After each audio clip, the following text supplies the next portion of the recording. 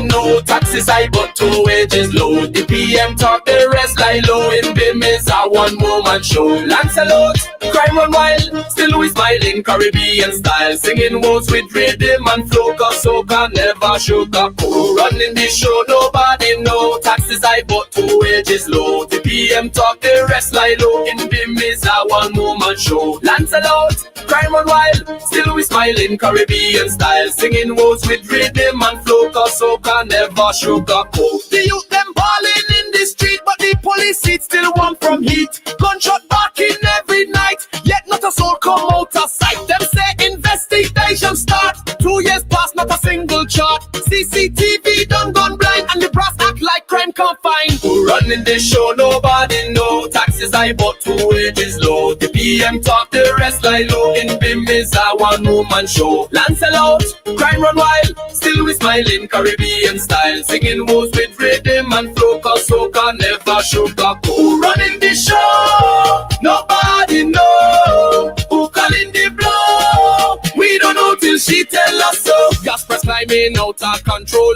Tax take more than church take soul. Man work a month, sweat and grind, still can't afford the corn beef tin. Fiat on water, tax palm breeze. Woman begging, love some ease. Politician cruising, new bench shine. Say tight your belt while them drink wine. Running the show, nobody know. Taxes high but two wages low. The PM talk, the rest lie low. In Bim is a one-woman show. Lancelot, crime run wild, still we smiling Caribbean style. Singing words with rhythm and flow, cause soca never sugar low. Who running the show? Nobody know. Who calling the blow? We don't know till she tell us so. Who running the show? Nobody know. Who calling the blow? We don't know till she tell us so. Who running the show? Nobody know. Taxes high but wages low. The PM talk, the rest lie low. In Bim is a one-woman show. Lancelot, crime run wild, still we smiling Caribbean style. Singing words with rhythm and flow, cause soca never sugar no. Who running the show? Nobody know. Who calling the blow? We don't know till she tell us so. Who running the show? Nobody know. Who calling the blow? We don't know till she tell us so. Who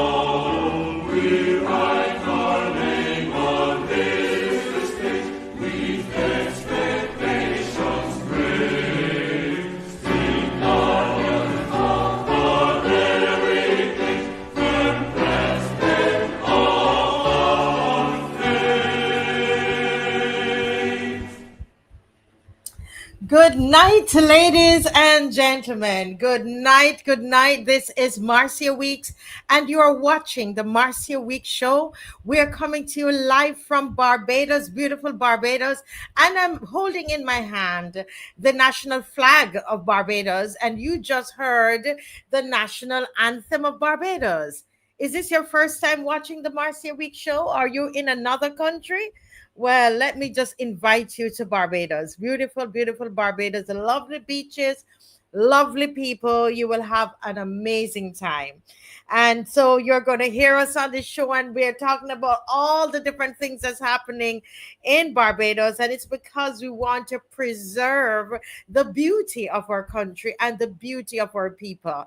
So, welcome to the Marcia Week show, where we are locked on with education, motivation, mobilization, and agitation. And that's that girl Emma. So I said a little girl, and somebody said there's a big grown woman, Emma. Emma, all the way where we educate, we motivate, we mobilize, and we agitate. And tonight is not going to be any different at all. It's been a joy to come to you. I tell you, Barbados, it's a joy. Those who are watching from the rest of the Caribbean, we do touch on other things in the Caribbean. We do a bit more on that on Thursdays at 1 o'clock, called the Caribbean Link Up. And so we delve more into Caribbean matters on Thursdays at 1 p.m. in the day. But from time to time on this show, evening show, we also do some, mention some Caribbean matters. I just want to thank you all for logging on and for the support and the encouragement. I get so much encouragement from people via WhatsApp and prayers. Lucinda Aline, listen, I feel like I'm part of a family. Can I say that again? I feel like I'm part of a family. We're part of a movement. And this movement is a movement that loves Barbados. Do you feel the love? Teroni, hi Teroni. Congratulations, Teroni. You know why I say that. Monica Ince, good evening. Bajan Boy, good evening. Frank, good evening. Patrick Designs, Patrick, they say, why do you all call everybody's name at the start of the show? Yes, it's family. We have to have manners. I can't come on here and don't have any manners and don't call Marva Hunt and Patricia Green. What you talking about? Huh? They said, man, you need to run a professional show. Come on and just start.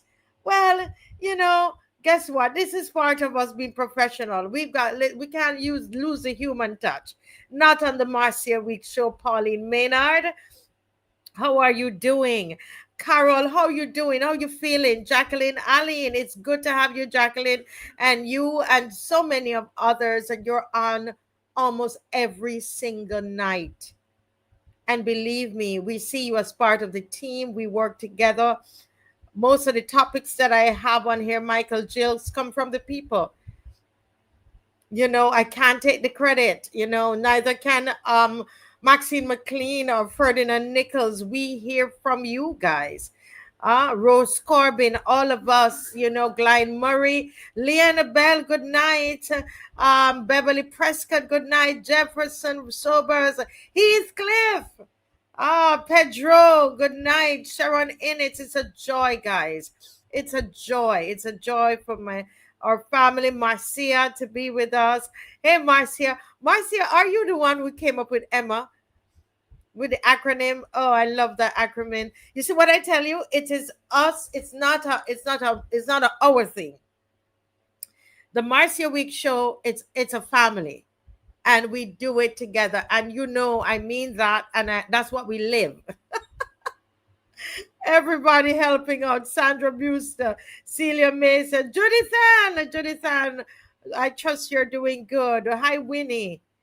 Yes, Neon Star. Good night, good night, good night to every single one of you. You're important to this show.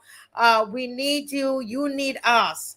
And even as I'm coming on, people are giving me topics to research and to get someone to speak on. So we're a team.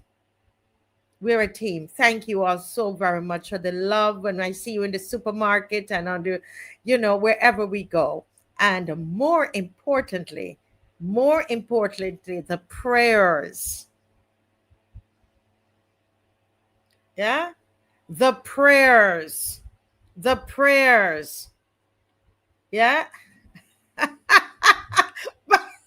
Paul Messiah. Paul Messiah is calling me Marcia. Listen, we do too many marches.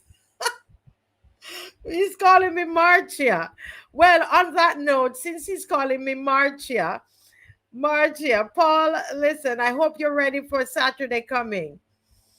You ready for Saturday coming, Paul? Oh, yes, Judith. Everybody remember to pray for Judith Ann, okay? Please, we're a family, okay? Please send out a prayer for her, okay? Michelle, I'm going to come to that soon. I'm going to come to that too. Michelle has an issue. She has an issue. Okay, so folks, it's the March for Integrity. The March for Integrity. Michelle is reminding us, folks, it's 2,864 days since the BLP made day one. They promised us that on day one of their administration, right, they would put into law the integrity bill. This was declared in a newspaper. Lest they say I'm making it up on the prime minister and that I don't like her. That's the latest thing.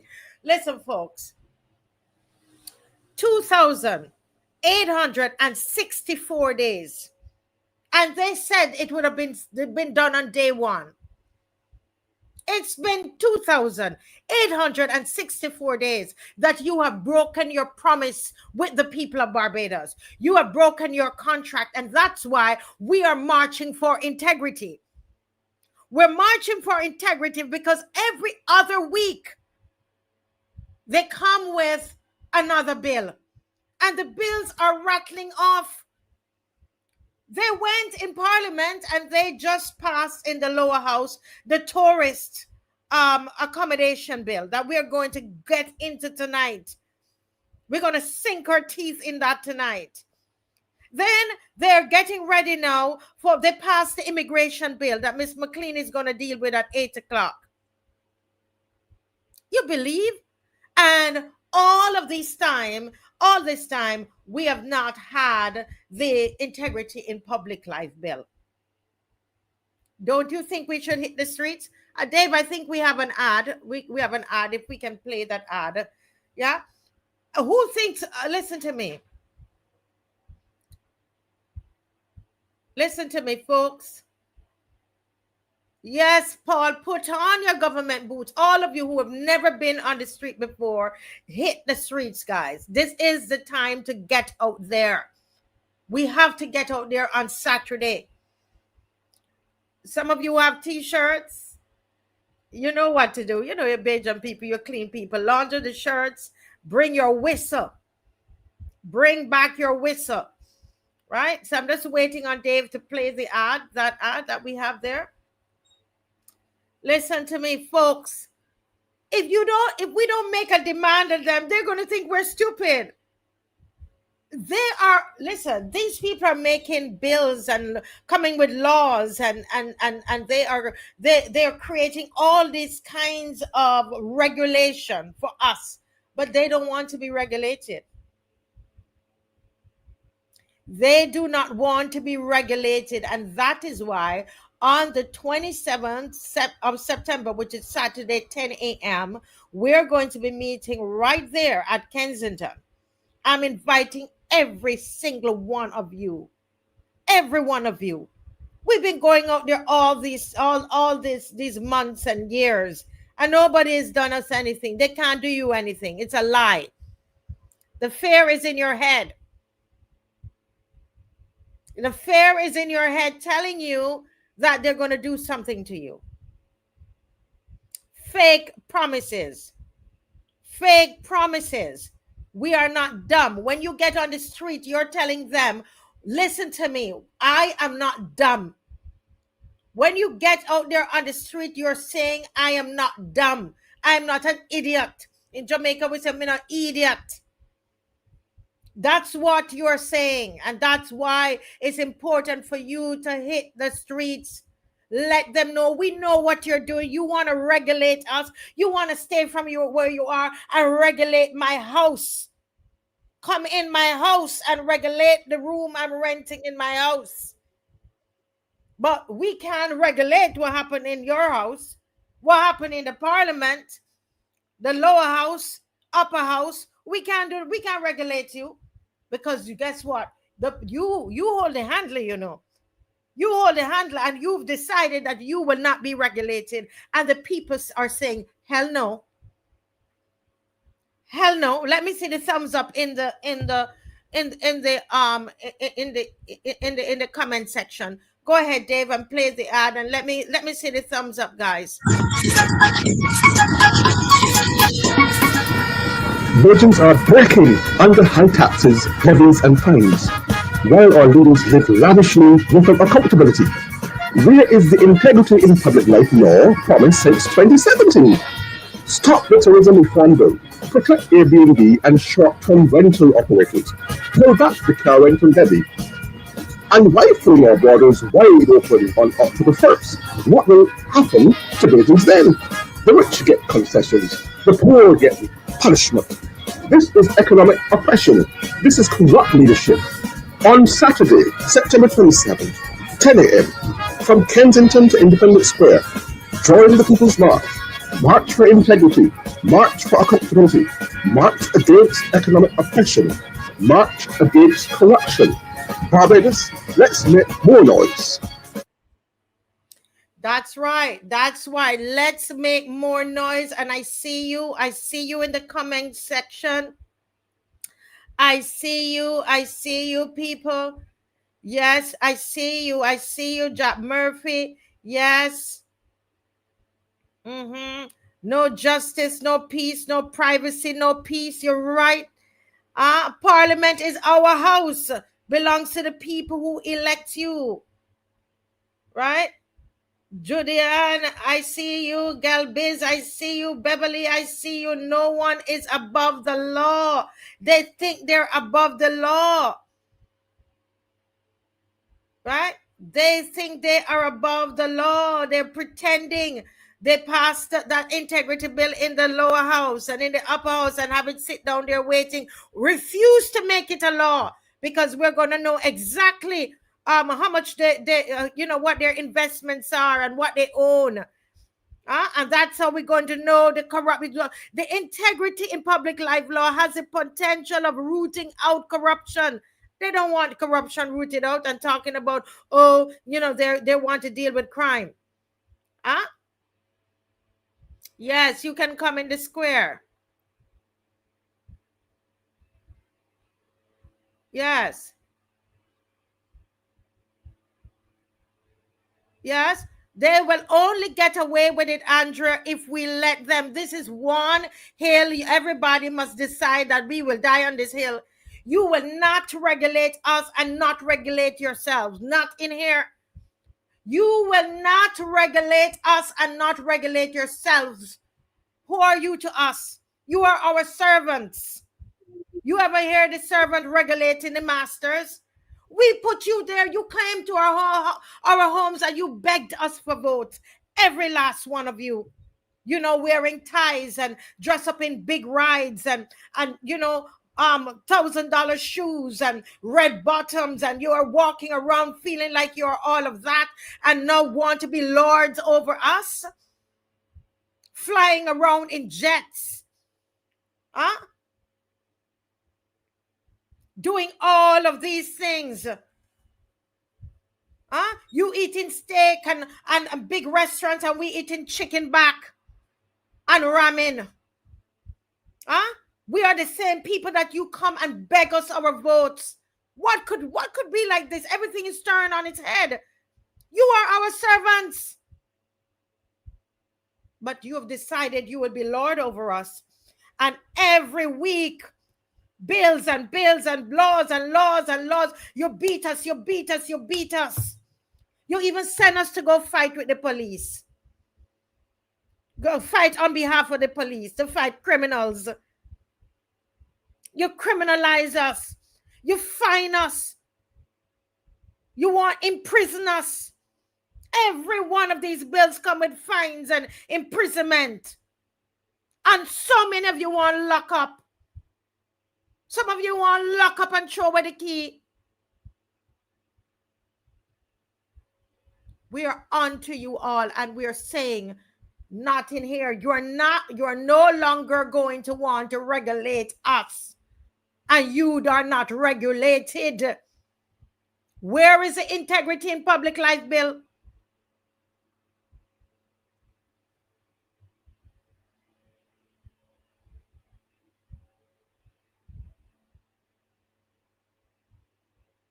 Huh? Folks, we have to get serious with them. They think they're untouchable. How are we in this thing together? You see how they take us to idiots. We're in this thing together. We are. Jacqueline, you're right. How are we in this thing together if the bill isn't law yet? We can't be in this thing together. You only want to lock us up. You want to lock up the people that you came and beg us your votes. Look up, said the place is an imported gas ripened banana republic. Oh my God. Yes. Correct. Town hall meeting in New York for, tricking the people up there. Yeah. Spot the light.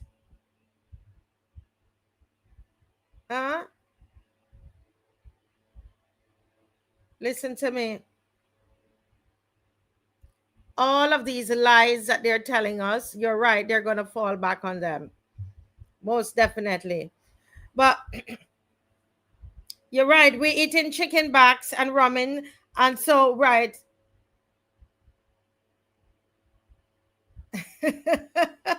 Correct. Yeah. We deserve better, Barbados. We deserve better. We deserve better. We deserve better. You have to know if you deserve better, if you love yourself. If you love punishment, then you won't do anything about it. Yes, all the fines are so high. What did we do these people for them to hate us like this? I'm convinced they hate us. What? Listen, high taxes. The cost of living high, and every fine is so high. I'm going to show you. Yeah.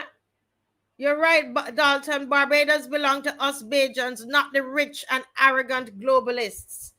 Folks, I want you to like and share. Like and share. At this moment, I want to share with you a CV or a resume of someone who is really in need of a job. Now, we've had to do this because we are solutions oriented. We would not come on here and people are going through hardships and we don't help. We try our best. And when we say I mean the collective, not myself and my husband. I'm talking all of us, the viewers, Barbados. We are the loyal opposition, and we consist of the 280,000 people who are in Barbados. And that's why, people, they bring stuff to us to share with you, and you share with others, and that's how we live. So Pauline Howard, that's her. She's in Haywood, St. Peter. That's her. She's a highly motivated and experienced retail sales supervisor with 8 years of experience in hospitality and the tourism industry. She needs a job, y'all. I cannot tell you all of her business on here, but this is a single mom, and our single moms, oh my goodness, I get so many messages, and I wish I could help, but this is one way. This woman, by map, She has her education, and she completed BIMUP in 2023. Principles of Microsoft Office, BIMUP 2019, Supervisory Management. So she's improving herself. Fundamentals of Marketing, American Hotel and Lodging Association. She did that certificate in 2016. Certified guest services professional, making connections. So she's elevating herself. Suffolk Community College, Long Island. She was there from 1993 to 1995. And we go down to her experience. Resort shop supervisor at Sandals Resorts Barbados from 2016 to 2024. And you can see all the things that this lady has done. Anybody you're looking for, someone in the service industry, please reach out to her. Sandals Resorts, 8 years old, Little Switzerland, Colombian, her references are here. Everything is here for her, guys. So, folks, if Dave could go to the top again, and you can get her number and get down the number, folks, and let's see how we can be practical. We are a family here on the show. The Loyal Opposition, we are a family. Okay, and so she's looking for a retail sales supervisory job, and she has 8 years of experience. She really needs your help. She's not begging money. She needs a job. All right. So if you're in the hotel industry, or anybody, or anywhere that she could work in service, hospitality, and tourism industry, please reach out to this wonderful lady. There's another one, Dave, that we have. If we can put that one up as well. Yes, this is Mr. Teroni Hall. And his number, all his information is there. And so he's given us a basic thing, but when you call him, he'll be able to give you more. He's a young man. He needs work, has children, and he needs a job. Okay, so folks, listen, we say the young men need to work and so on. We don't want them going into trouble. We don't want them doing things that they're not supposed to do. Okay, so listen, folks, copy this information up, and all you have to call. You can call me, or you can call the person. The number is there. 236-7000 is my number, and you can call Teroni. He's seeking a challenging career position where my unique blend of educational background and strong work ethic can be effectively utilized by a company offering long-term professional growth. I'm a good team player as well as a strong independent worker. And it goes on his education and his work experience. He's worked at Restaurant 19 Royal Westmoreland, right, as a porter, a hostman. Oh, he's working the hospitality industry, waiter, security officer, G4S, amalgamated things, security officer, CUNY Elizabeth Hospital as an orderly, KW professional cleaning service as a cleaner. Okay, and his hobbies are there, references are there, and he also has a reference. Okay, so folks, go back. If we could go back to the top, Dave. Go back to the top. Thank you very much. Thanks, Dave. And that's Mr. Teroni Hall. Take a screenshot and see how you can help a brother out. Help a brother out. Okay, help a brother out. Yes. Oh boy, it is very serious. Thank you, Dave. Thank you so much. It's a very serious time that we're in, and that is why it has reached a point. This is a talk show, and people are sending their resume. It's very serious, guys. It's dire. Don't mind people looking on, would never know, because our prime minister tours the world as though she owns jets, and she's spending all of this money, how many thousands of dollars per hour, over $11,000 an hour. You understand? US dollars an hour, flying from one place to the next. And we have young people here, who are in need of jobs. What we're going to do, somebody said that to me yesterday, is to create a segment on the Marcia Week show where we just put up resumes and CVs. What do you all think about that? What do you all think about that? We have, I don't know what we're going to call it yet. Let me hear your thoughts on it. You know, we're family. This is not a one woman show, and it's not my idea. It came from somebody, a neighbor actually, who watches the show. What do you think about this? Do you think I need to do a separate segment? Um, yes, thanks for saying like and share. But let me hear your thoughts on this, guys. Do we need a special segment for CVs and job opportunities? And what should I call it? Okay, I only had one thumbs up about that. Oh no, not a good idea. Came from somebody who watches the show. No. Yes, Serlene says yes, it's a good idea. Okay, so Michelle and Serlene says they say it's a good idea to do that. I just can't see something, and if I have an ability, a way that I could try to make it better, that we not do it. This is not a show where we just come and raise the problems and talk about the problems and do nothing about it. Okay, it's a place where people have gotten jobs through the show. You know, people have made connections and formed businesses out of this show. You know, people's lives have been touched in the show. You know, many have gone to school through the show, you know, in getting their school equipment, all their books and all of that, and lots of things that I don't care to say everything on here. Yes, okay. Yes, Patrick Designs. Yes, is saying let's reach a milestone of 1,000 people before mid-show tonight. Yes, Patrick, I agree with you. Come on, folks. That's another way that you help, because remember, we are not monetizing. We don't have any ads running through the show. You know, you understand. So we need you to put us up there. All right, to make sure that people can find us. All right. You're welcome, Taroni. Don't just thank me, thank everybody. Taroni, look at the screen. They said G4S is hiring. G4S, okay?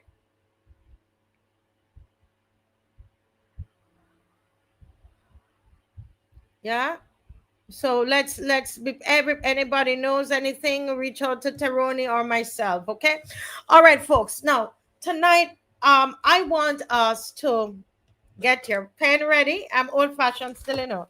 Get your book ready, because I believe that is it. You know, people used to say to me, Marcia, you're wasting your time.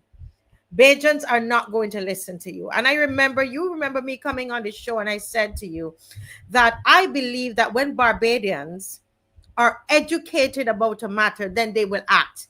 Who remember me saying that? Huh? Who remember me saying that? I said that if we educate Barbadians, then they're going to act. I said it, and I'm seeing what is happening. I am seeing what is happening. I am seeing the pushback. People might think it's not coming as fast as it's supposed to come, but I believe in education, and I know you do as well. Now, I know a lot of you might not have read the tourism and accommodations bill. Okay, a lot of you might not have read it. So tonight, what I've done, I've read the bill today, and I am going to be using a PowerPoint and going through the bill. So if Dave could put up the first PowerPoint, the longer one, I would really appreciate that. And I'm going to do that up until Miss McCLEAN comes on. And when guys, I want you to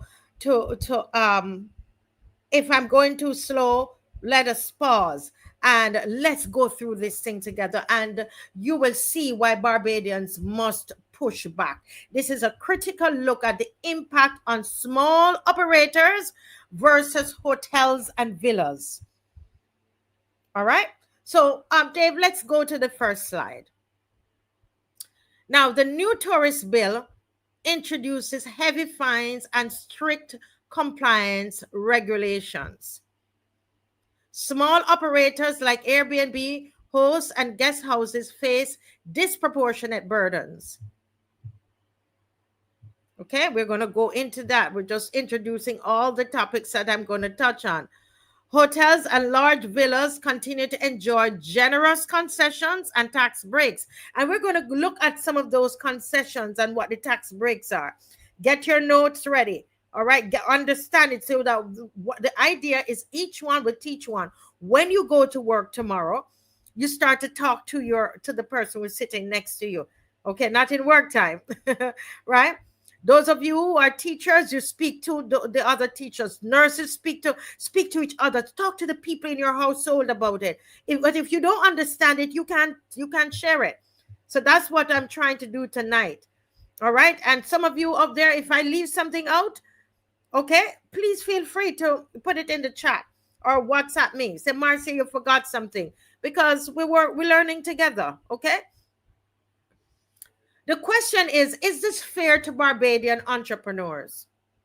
Now, let's talk about what these, Dave, if you go back to the first slide, please.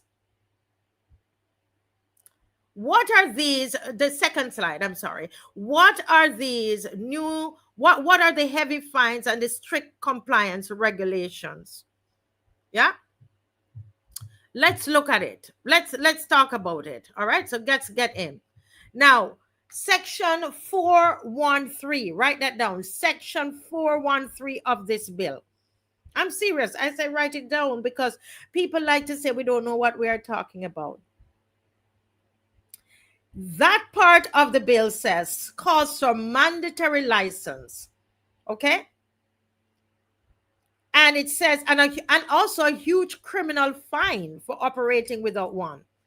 So you have a mandatory license and a huge criminal fine for operating without one. It says, section 413 says, no person shall operate without a tourist accommodations license, or you are going to be fined $250,000. That's $250,000. You understand that? It's $250,000. Why does this matter?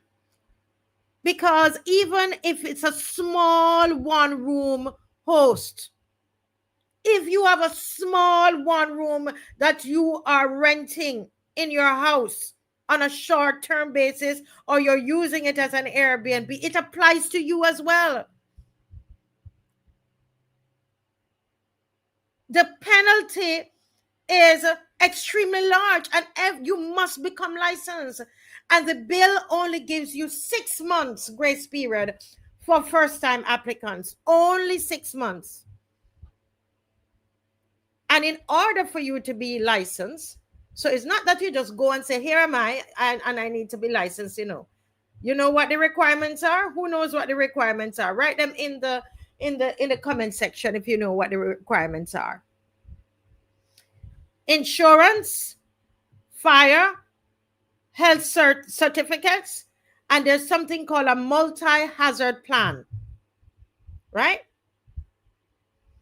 And this is section 5.2 that requires that applicants must submit the fire service certificates, public liability insurance, the list of rooms, and a multi-hazard management plan.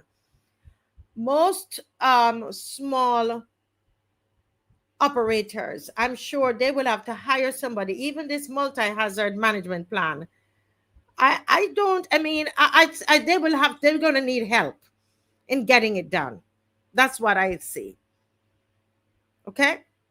Why does it matter? Why does it matter? These requirements, they add real cost and time, right? For many small hosts, the ongoing compliance costs could exceed a large portion of the rental revenue. And we're going to go into that.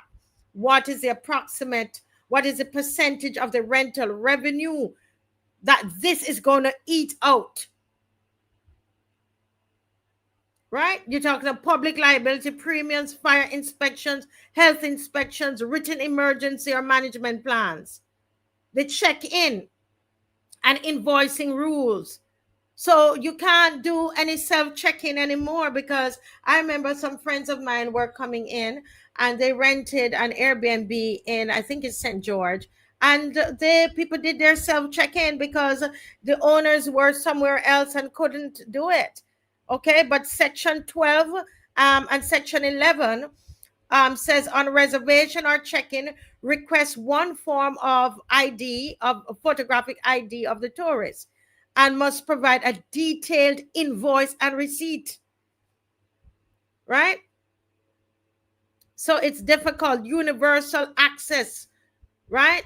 Obligation with a 5-year retrofit rule. And what the bill says is that accommodation existing prior to the commencement shall make their properties universally accessible within 5 years. Accessibility retrofits, you're talking about ramps, accessible bathrooms. What's wrong with these people? This can be very expensive and physically impossible for some private homes. Some private homes are not going to be able to construct these things. So might as well that they know in instituting or requiring all of this, they're going to rule out a large section of people.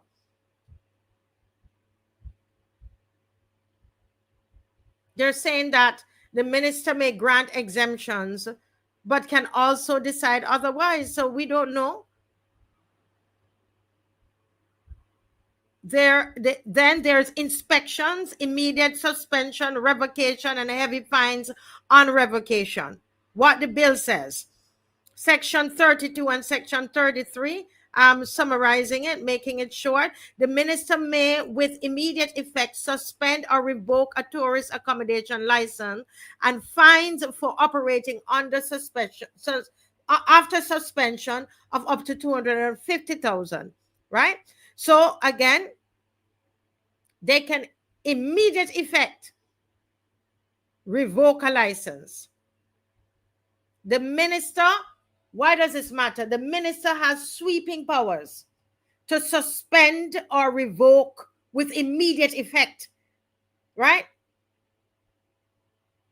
This creates high risk for small operators if there's any dispute or inspection failure.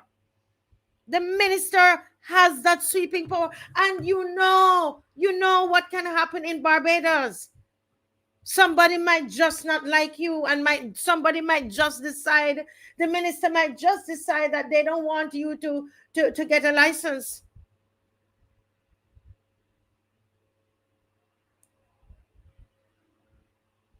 And then the minister must, according to Section 34 to 35, the bill says the minister must keep a public register and publish an alphabetical list of licensed tourist accommodation every 6 months. Okay, so what happens is that you are getting ready to embarrass the people. You're going to put up a public register. So what you're dealing with now, it raises reputational risk, right? Very, very easy. Where it could have been, it may be an issue on the part of the ministry, because you know how inefficient these things can be, right?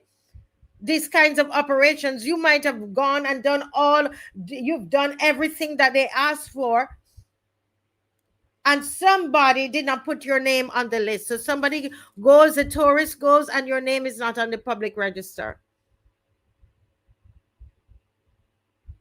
because there could be an error.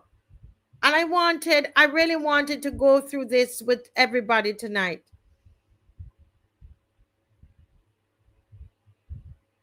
As Straight Talk is saying, this is just wrong and deliberately forcing a part of the community out of business. There are international hotels that have self-check-in.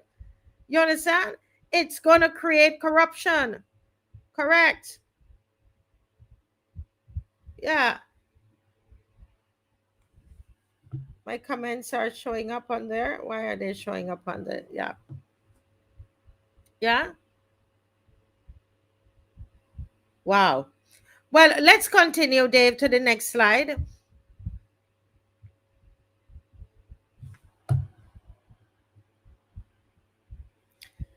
Hotels and large villas. So there's disparity in concessions. So I've just read to you all that they're planning to do.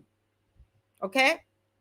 All that they're requiring and all of the regulations for the small person renting the one room in their house, 2 rooms, 3 rooms, whatever it is, 1 to 3 units. Okay? Hotels and large villas receive government concessions through duty-free imports, tax incentives. The small Airbnb and guest house operators are excluded from these benefits. What does that do? It creates financial and economic discrimination against local entrepreneurs and weakens competitiveness of grassroots tourism. You know, I remember Dave and I, we went to Tobago, right? We went to Tobago and we did an Airbnb. And it was right in the community. Right there in the community. We were able to, the fishermen came in and we bought a fish, a big fish. We were connecting. We went to the neighborhood supermarket. It was such a beautiful experience that we had there. And they didn't have all of these things. And I mean, I don't know. We're going to compare different countries and what is done. I hope I have enough time before Miss McCLEAN comes on. But these concessions that the others are getting, right? So they're getting a whole set of concessions, and we are and the local the small hotels, I'm sorry, not hotels, the small short-term rentals are not getting those. Okay. Hotels already have the infrastructure, dedicated compliance departments, and often receive government tax breaks, concessions. They get duty free, as I said, right? Now, so a large hotel would normally spend probably about 2 to 5% of its revenue on compliance. Do you know what percentage of revenue that these Airbnb and small short-term rentals are going to spend on revenue? Anybody wants to make a guess? Try and make a guess for me. The hotel is spending 2 to 5% of their revenue on compliance. All right? But a small short-term rental or an Airbnb operator may face cost of, well, how much percentage of revenue you think that, based on what they're now requiring of them to do, that they would now be spending on the new licensing, the inspection and reporting requirements? I would like for you to guess. Let me see what you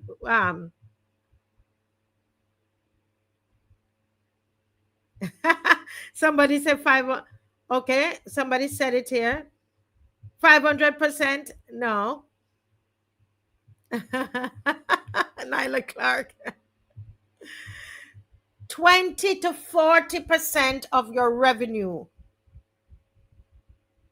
20 to 40% of your revenue, just to meet the new licensing, inspection, and reporting requirements. That's something to write down. The hotels will spend 2 to 5% of their revenue on compliance, while the small short-term rental operator or the Airbnb operator will spend 20 to 40% of their revenue on compliance, the new licensing, the inspection and reporting requirements. Yeah. This is why this is terrible. This is why this can't be about, remember, they're getting duty free. They get tax breaks, they get government support, right? This is what you call economic discrimination. Ordinary Barbadians lose while wealthy hotel owners win.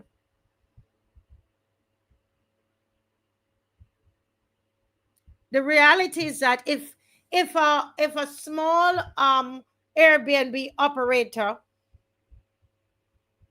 if they earn 25,000 a year from Airbnb, it's possible that they could spend 10,000 of that just to comply with the new rules. If we're going to go by the 20 to 40% of the revenue, that's crippling. You're crippling the industry. If they earn 25,000 a year from Airbnb, it is possible they could spend up to 10,000 just to comply. You think that is fair?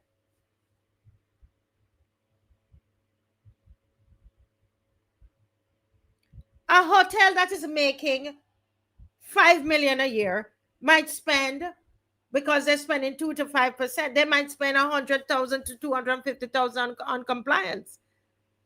It sounds big, right? But that's a large hotel chain, and that is manageable for them. It's only 2 to 5%. Plus, remember, they're getting tax breaks and concessions that they can use to offset some of that cost. While the small operator, they could spend up to $10,000 if they're making $25,000 a year through their Airbnb. You're talking about their rent, school fees, groceries, all of that gone. Folks, the hotels, the reality is that they can absorb the compliance costs because of what they call we study in school called economies of scale. They're larger. And then they have concession. And so the cost, the economies of scale, they're larger. So the cost is spread across this big hotel chain. Okay? So through economies of scale and concessions, they can absorb their compliance costs. Small operators get no help. So the percentage of income lost is far higher. So when a hotel pays 250,000 in compliance, it's a drop in the bucket for them. But you see, when an Airbnb host has to pay $10,000, that could be their child's school fees. If you have a child that has to study overseas, and that can't even do, that's probably one semester, a quarter of a semester. It could be the mortgage on the same house. The reality is, Barbados, once again, this bill is crushing the little man while protecting the big fish. And we know who the big fish is, right? We know who they are. Those are large hotels. They're building 9-story hotels. All of this is going up.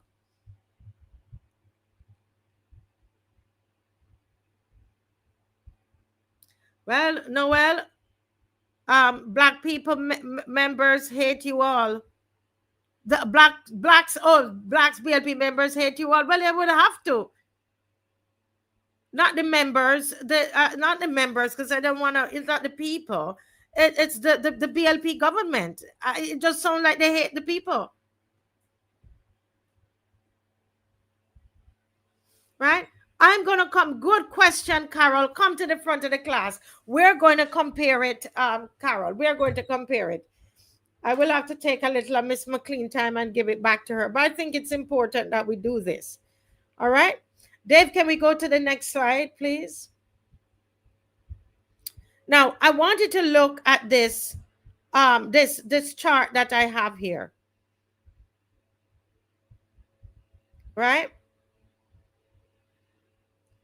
You will see, can you see it? The first bar graph there is the hotels and villas.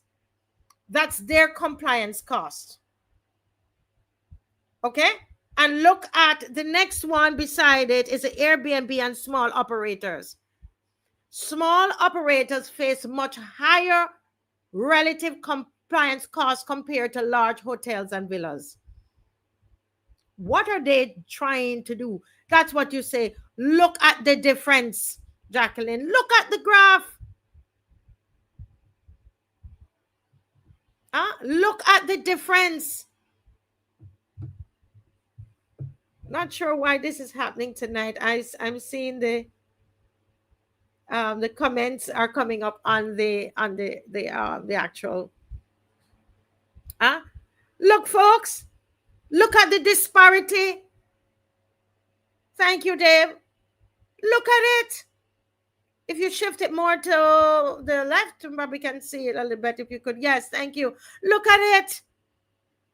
What could we do? What could we have done these people for them to sit down and come up with a bill like this to destroy poor people, destroy the entire middle class? Buy your house, have your mortgage, and say, you know what? Let me hustle a little room here or a 2-room.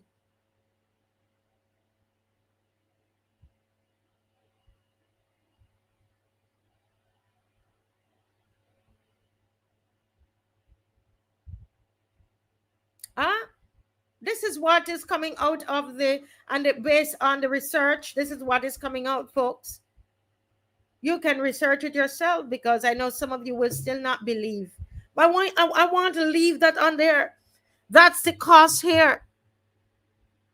Going all the way up here for the Airbnb small operators.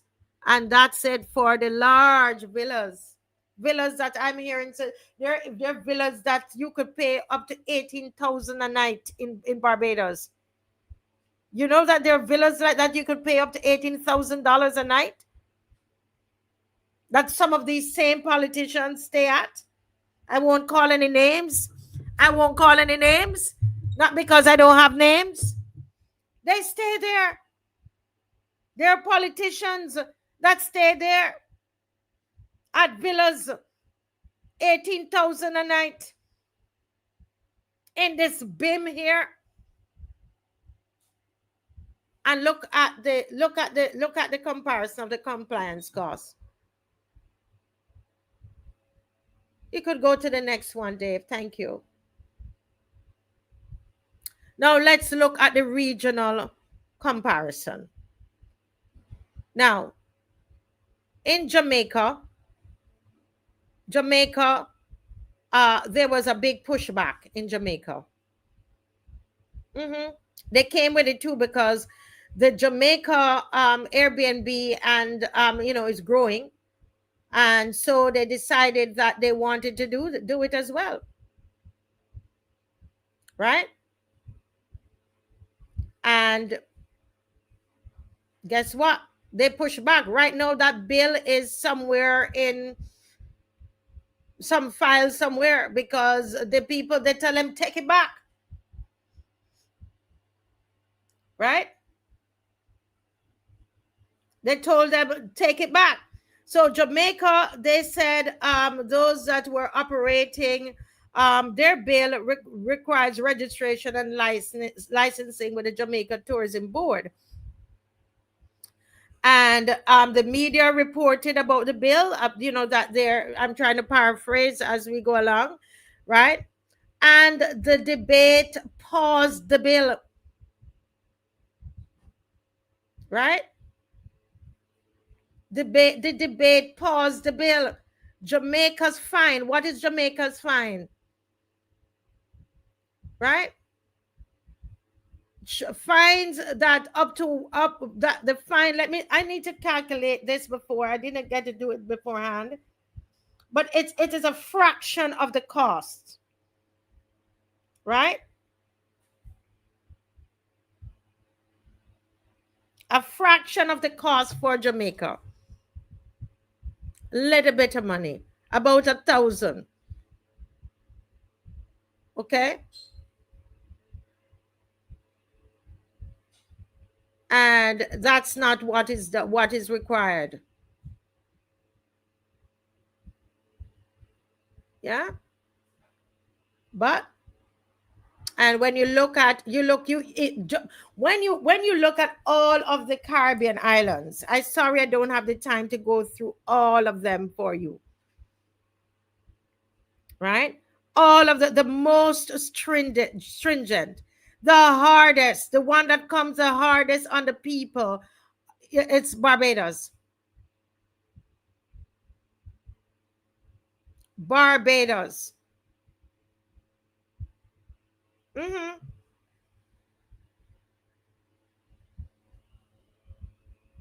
Barbados, out of Bahamas, all everywhere. Barbados, a whole $250,000, jail time and everything. They just love to do that.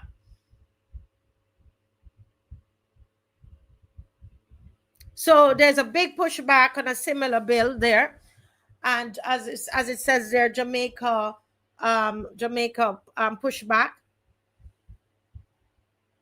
Right, Trinidad, the regulation focus more on hotels.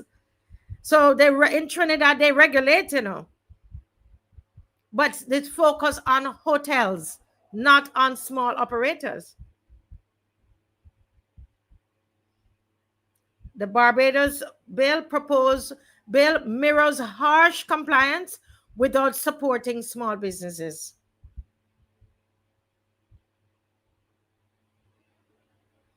Nyla is saying that when the small operators are waiting for the licensing, correct. Thank you, Nyla. And doing the renovations, they lose revenue during all that time. Where they come from? Who are these people?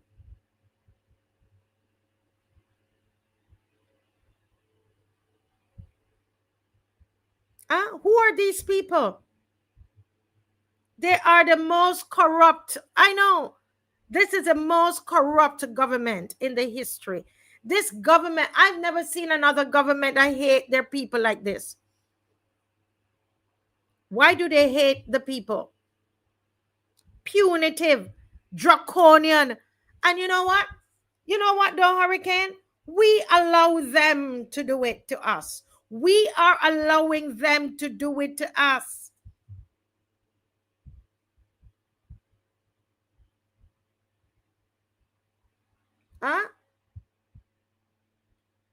Listen, we're not going to have any jobs. Mr. McCLEAN is coming on soon. Okay, we're not going to have anything for us. There are the floodgates open up on October 1st. Now, somebody would say, but Marcia, you're an immigrant. But the truth is the truth. Once you open the floodgate, what's going to happen? We hardly have any jobs in here. Housing is a problem. Hospital is anyway, Miss McCLEAN will deal with that. I'm not going to go into that. Yeah. Yeah. So how are we allowing it? The same way that they had to stop it in Jamaica. Will Barbadians stop it here? Will Barbadians stop it here? That bill was stopped in Jamaica one time. It did not pass the lower house. It didn't pass. But it was passed in Barbados. So, Pedro, you're asking how are we allowing it? The bill was passed in the lower house on Tuesday gone. Did you know that?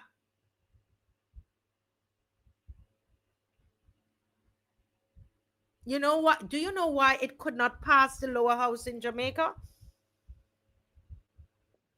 Because they have people in opposition. They have people in opposition. They have enough opposition in there to stop it.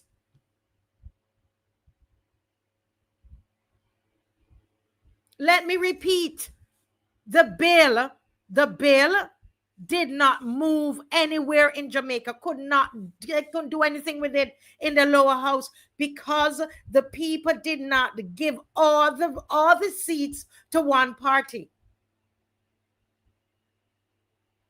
Barbados, we can't do it again. Look how punitive this government is, how draconian this government is. Every single bill after bill, they take a belt and they're just beating us.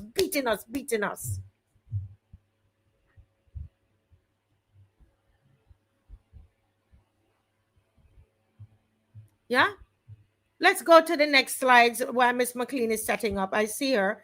I'm going to thief a little of her time and give it back to her. That's why we're asking you to come out. Yeah? Thank you, Dave, for putting that up. Yeah. Why Barbadians should push back. We've been saying it. The bill threatens livelihoods of small tourism operators. It's a fact. I gave you the sections of the bill because they love to tell you that we tell lies on the show. This bill threatens the livelihoods of small tourism operators. It deepens the inequality between the corporate hotels and the grassroots entrepreneurs. Inequality. This government is encouraging inequality, discrimination, economic oppression. The third thing is that it risks foreign dominance of the tourism sector. Who are the people building there on down the hotel there? The 9-story hotel that they're planning to build right there at the hotel, the Civic Centre in Holetown, and all there on the West Coast, and what they're building here on the South Coast, and right here in Bridgetown. You're talking about foreign investors, foreign developers. So they want them to dominate the tourism sector. Huh? They want them to dominate the tourism sector. That's what this Mia Mottley administration wants. Those of you who are listening and you see her travel and she's talking about the small developing states and all of that and so on. Oh, really? And she is saying that America and those bigger countries must consider the small developing states, the small island developing states. Tell Miss Mottley to focus on the small operators, Airbnb operators in our country.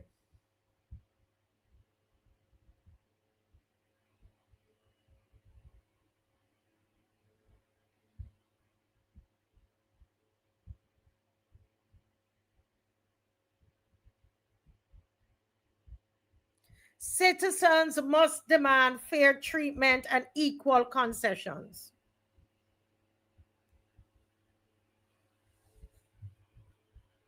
Citizens must demand fair treatment and equal concessions. Are we going to demand fair treatment? I want to know. And, don't tell me you don't have no house to rent. And don't tell me it doesn't apply to you. So therefore, you're not going to do anything. Don't tell me that. Barbadians, are you going to demand fair treatment and equal concessions?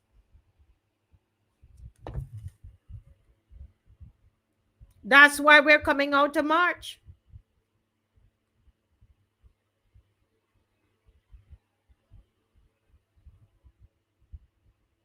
That's why we're coming out to march. We're saying stop the Tourist Accommodation Bill 2025. This bill will kill small Airbnb and short-term rental operators while protecting the big hotels. Why are we pushing back? Unfair fines and licensing. Hotels get concession, duty-free, tax break, government support. The small operators get nothing. No concession, no financial help. But the same heavy regulations? Are they mad? This is economic discrimination. Ordinary Barbadians lose while these wealthy hotel owners win. our livelihoods are at risk. Families depending on a second income, the little hustle, the side hustle, that income will be shut down. Hotels and villas, 2 to 5% of their revenue will go into compliance costs. Right? That's manageable for them. Plus, they get concessions. Small Airbnb operators, 20 to 40% of their revenue.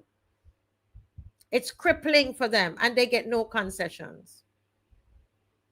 So you need to join this march for fairness. Yeah? Join the march. Dave, you had a small one, a small slide. Just put that up for me, please. The last one, and then Miss McCLEAN will come in. Miss McCLEAN, I'm going to give you back your time, but this is very important. Dave, just put it back for me, please. Put up this. Oh, yeah, I know you're working it out. No, so put up the second one. Where's a small one? I want to show the people something, and I want Miss McCLEAN to come in on this. Miss McCLEAN, good evening. Hi, good evening. How are you? Good. I'm sorry, I didn't give you enough notice. Are you okay in coming in now? Yeah, I'm fine. I was just checking my WhatsApp messages as I listened to you. You're dealing with all of these things are very connected, but you continue. I will. Yes, we're coming to you now. Dave is putting up the last slide on here because I wanted to take the time, Miss McCLEAN, to go through with everybody because people might not get the chance to actually read the bill. Right? Jacqueline says we live in unfairness every day. It's built into the system. We get turned around in their system and get nowhere fast. Jonathan, I say vote them out, or at least get more people inside there. Right? Bajans don't own much businesses in Barbados. Airbnb people, Lori Bob says, need to come out and march with you, not with me, with all of us.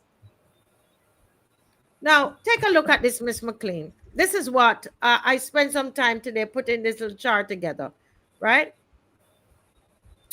Now, a large hotel that has like a project of, say, $200 million, right, to get it up and running. They get their estimated concession value is $50 to $60 million.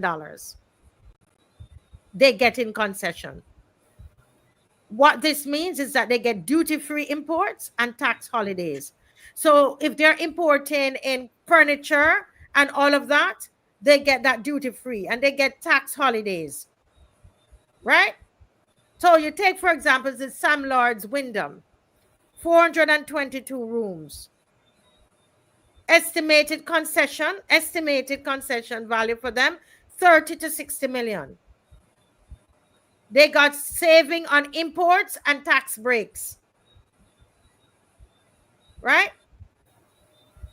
Sandals, 3 to 10 million, because it depending on how many rooms, right? Duty exemptions and write-offs. What does the small Airbnb host get? Concession zero. Dave, go up a little bit because this thing, I don't know why it comes on the screen and giving us a little harder time here. No duty free for the small Airbnb. No tax holiday. Right? No duty relief. Nothing for them. What do we call that?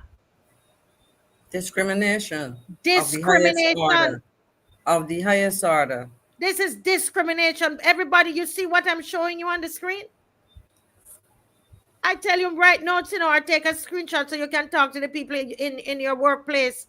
We have to spread this. This is called economic discrimination. And then talking about about entrepreneurship. This government, Ms. McCLEAN, has stifled entrepreneurship like none other. You are correct. You are correct. It is I mean, as I just say to you, these things are connected. And I am glad you took the time to do this, because at the end of the day, it is beyond describing it as contradictions, because we've talked about community tourism, for example. We talk about creating opportunities, and we hear the Minister of Education with his buzzwords about, was it global citizens and whatever. I went, as you were speaking, and I looked, because I ain't going to tie it in with what I'm going to say too. I went and I looked at what are tourists seeking on their holidays. Okay. Authentic. The first thing that came, key tourism motivations. Yeah. Because you start to analyze, you know, the look at different demographics. Authentic cultural immersion. You describe your experience in Tobago, right? That's what you were describing. Tourists want to live like locals, understand the local lifestyle, and participate in activities that reflect the culture, such as traditional festivals, cooking class. Remember the fish that you bought? Yes. Somebody probably could have taught you how to season it like the Tobagonians do. Interactions with local communities. And that's the kind of thing. Now, as you were talking about the fines, the $250,000 maximum, I had a vision in my mind of somebody having a piece of land, or in fact, I will use an actual case. I was in Trinidad earlier this year with a relative who went for medical treatment. And because you go for an extended, over a month, there's accommodation provided. And the person who facilitated her, they had moved out of their traditional neighborhood and created an Airbnb. So you were living in a community, like a typical average low middle income Trinidadian, with neighbors all around you and everything. They could have put you in a hotel or, whatever the case may be. But that was even in a situation like that. But what did that mean? It meant that a young Black woman, I was going to say like me, but I have to take off the young, a Black woman, young Black woman, basically was able to leverage her original family home, and I thought about it. People talk about the uniqueness of our chattel houses, right? Mm-hmm. The average chattel house will not cost $250,000. So if you and I were to invest in a couple of chattel houses, mm-hmm. and somebody decided that, two of them, we can go after two of them. They're not complying. We can bring down the law on them and give them all kind of citations and whatever. You can very well find yourself having a fine imposed using the maximum higher than the value of your property. And I could go on and on, Marcia. It tells me, and I listened to the minister, and as a friend of mine said, he talks nicely, but it was a lot of fluff. Similarly, I listened, I was on the road, and I well, in a sense, I probably wouldn't have gotten on though. I listened to Ambassador Commission talking about the impending introduction of free movement. Yes, go and right. And he went all around the world and did not answer some basic questions, and my question to him, to the Minister of Tourism, to the Minister of Agriculture and the Minister of Finance, because we can't separate this tourism situation from what is planned for free movement, from what was promised to sugar workers, past and present, in terms of an interest and a share in an industry, and the government has pulled back from it. But I will talk about that. What it is really saying to me, Marcia, as I sit down here and plan to talk about the pending free movement, the soon to be introduced thing, free movement of persons from some countries, Barbados, Belize, Dominica, and St. Vincent and the Grenadine in the first instance, is that we have a massive cabinet, a large parliamentary group, 29 out of 30, plus the 12 senators who make up the other element of the parliamentary group, who seem to be out of touch, and that's being nice, or who are callous to the hilt in relation to what are the needs and the interests of the majority of people, the people who they will go out and call on to vote and keep them in office. Because when I listened to you just now, because the truth is, I had not had a chance. I wasn't aware that I hadn't checked the parliamentary the schedule for Parliament. So I only heard about that debate during the afternoon. I was busy doing something else. And so I had not got a chance to read the legislation before, because normally I pay attention to these things. And to listen to what was reported and to listen to, dissect it, makes me ask the question, is this administration serious about encouraging Airbnb? The truth is, I understand, and I've been sent some articles. I really have been busy the last few days with some personal matters and so on. So I have to go back and read it. But the truth is, there is an increasing level of demand for Airbnb. And, it takes me back to something else. You see, because all of these things are connected. In the 1980s, the credit union movement took off. 1983 saw the establishment of City of Bridgetown, Barbados Workers Union, Credit Union. The name of that has been changed now.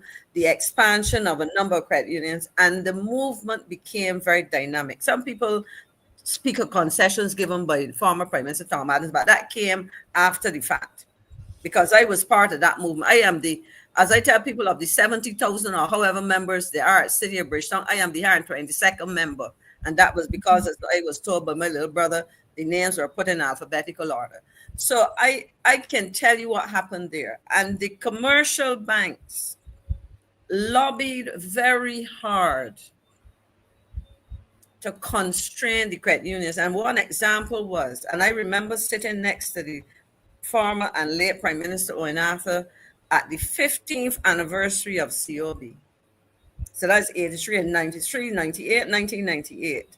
When I asked him, why is it that we cannot be allowed to issue checks? Because up to now, well, it doesn't matter now because we've gone to smart cards and so on. But up to now, the credit unions don't issue checks. And there's absolutely no reason why they shouldn't. But you know what? It meant that people's ability to use the institutions would have been limited, particularly people who probably were interested in from a business ownership perspective. So when we look at all of these things and we come back now to Airbnb, it is not about regulation and standards. Yes, those things are important. But as I heard a spokesperson for a group, I think she said she represented about 100 persons. What she was saying is that in order to participate and be registered, there are certain standards that have to be met. Now, if government says, look, we want to ensure that there are standards, and they do this in relation to hotels and so on, these are the things that are required. But from the time you start hearing these ridiculous things, think about it. And I call on the Vice Chancellor of the University, because he, as an economic historian, always used to talk about slavery and the restrictions. Yes. These are akin to the restrictions that, because, former enslaved persons were prevented from selling and beer hawkers and huskers, whatever title we want to give them across the country. They were restricted. Now we talk about, as I said, community tourism, but you're saying, you know what? No, we're going to make it hard. And you showed not a single concession given. Nothing. But you are imposing all of these things. Dave, can you put back put the last slide back up, Dave, since Ms. McCLEAN is still speaking on it. Thank you so much. Keep going, Ms. McCLEAN. So these are draconian measures. So it just takes me back. And you know what?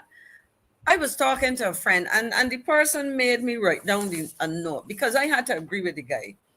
He basically was asking the question, are these people who say that they represent the average Barbadian able to identify with the struggles of the average Barbadian. And I must say, and people will say we pick at the Prime Minister, but we got to pick at the Prime Minister because she's the head honcho.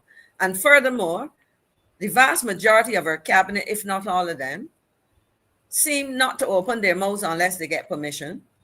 And so at the end of the day, it all points back to her. But I am asking the question, does she, given her and don't tell me you could talk it, but have you been able to walk it? Do you understand the struggles of the people you represent? Because at the end of the day, what we see is a situation where concessions are given. I have no difficulty with concessions, but I will say this, for years, and it applies on even the government that I was part of, hoteliers, the tourism sector has been the beneficiary of significant concessions. And I always remember having this discussion with a friend who always argued that the main weakness with that was that there was no quid pro quo. In other words, the hoteliers, the tourism sector, let me broaden it to that, would have been given these concessions, but there was nothing to say to them, because you have been given these concessions, you need to support other domestic sectors. For example, an area that we talk about the orange economy, we talk about the arts, people who are into music, and so on, plays, film, people who are into to craft. Do they spend any significant amount of their interior decorating budget to support artists? In terms of the entertainment, why have we seen a significant reduction in the support to the local musicians, etc.? So when we look at all of these things, taxpayers have been giving, because when a tax concession is given, it is a set of revenue foregone that would have been applied to providing services to the people, for example, who need to use the hospital. Yes. Who need to get school meals. So at the end of the day, what I am seeing, and I don't know who the advisors are, because to me, if you have such a large cabinet, and I always draw a large cabinet, but what goes on in cabinet is also shared, especially when it comes to legislation, with the parliamentary group, which is almost every member of parliament, save the leader of the opposition. So you're going to tell me 25 big hardback men and women sit down week after week and demonstrate their, not W-E-W-K now, but their W-E-A-K-ness, their weakness, that they don't question these things?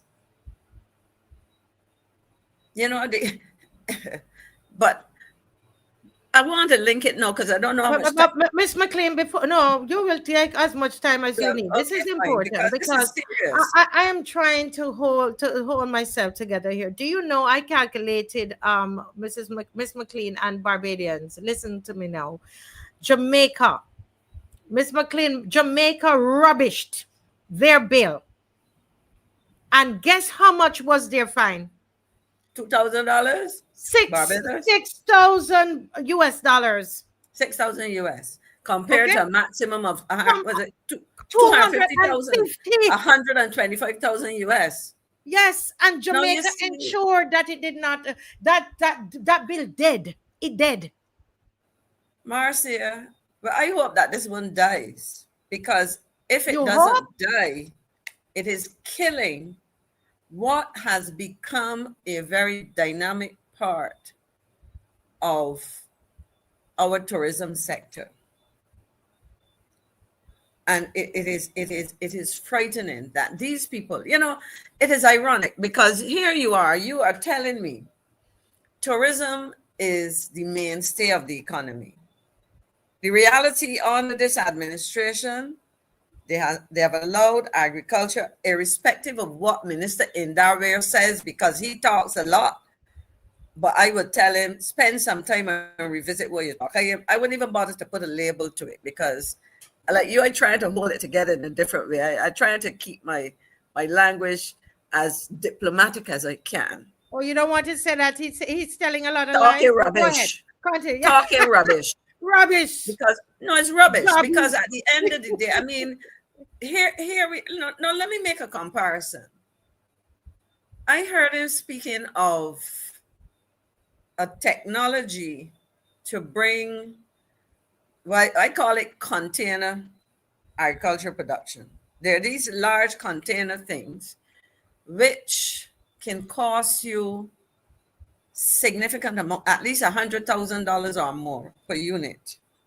Now I know this because I have a nephew-in-law who discussed a couple of years ago investment in one of those things, and we came to the conclusion that it was madness. But more importantly, what the young man did was to design his own. Unfortunately for us here in Barbados, he traveled overseas, but fortunately for him, he did not abandon it. He continued it, and he still operates it now. So I would say to Minister Indarweer, if you want to look at those freight farms, I think that's the title they call them, I can introduce you to a young engineer who has an interest in agriculture. Yes. And who designed his own system for a fraction of what you would pay to bring one of those things into Barbados. And in the process of doing that, he was able to design the computer software and whatever to run the system, and he set it up himself. It operates. I saw it in operation because I was overseas, and I stayed with him and my niece, and I was able to see it in operation. So and the point I'm making, you're not going to give a concession to a householder who decides, look, you know what? I have a basement apartment, or I have an apartment that, it doesn't have to be a basement. I have an apartment, or I have a standalone house. And rather than forego the opportunity to earn some foreign exchange, which is another important issue, I'm going to fix it up and I'm going to make it available. Now, the truth is, if visitors and as customers are so open to sharing their experiences, that they would come and tell you, look, I went to Barbados and I stayed in a property owned by MAXINE, McCLEAN, or MARCIA weeks, and I don't recommend it to you for these reasons. The rooms were hot, the bed linens were old, the bathroom facilities needed cleaning. So in other words, you get those evaluations done and they share them. And as I say, to register. So I ask the question, are you really seeking to ensure standards and uniformity, or are you looking to kill a sector? And in whose interest are you doing it? And I will say this, Marcia, because it also took me back to just before World Cup in 2007. And I didn't have a chance to look at it because I would look and find it and share it with you. Because I remember one of my brothers at the time was assisting some people. People went to the credit union to borrow money to fix up because, they promised the world. The former Minister of Tourism can tell you about it because I recall hearing his voice speaking about it. That's Mr. Lynch. And they were promising people, you can do an extension because we're going to have this bumper visits. And people went and borrowed money. And they did not get the kind of support. So in other words, they expense themselves. And I'm seeing a repetition of that. And then this is serious. And on top of that, you ask yourself, I know that some people do that because really and truly, they cannot find jobs. They cannot find jobs. And therefore, they decide, look, I am home rather than my son or daughter just sit home and so on. we can fix part of this house, or, you know, fix up the grandmother's property. And then instead of having to hire a housekeeper, the son or daughter or the mother will become that, so that they then create out of the experience, you know, some situation, and couple that now, because I see what's on there. No, he will not contact me, John, but I remember him having a solution for everything when he was not in government.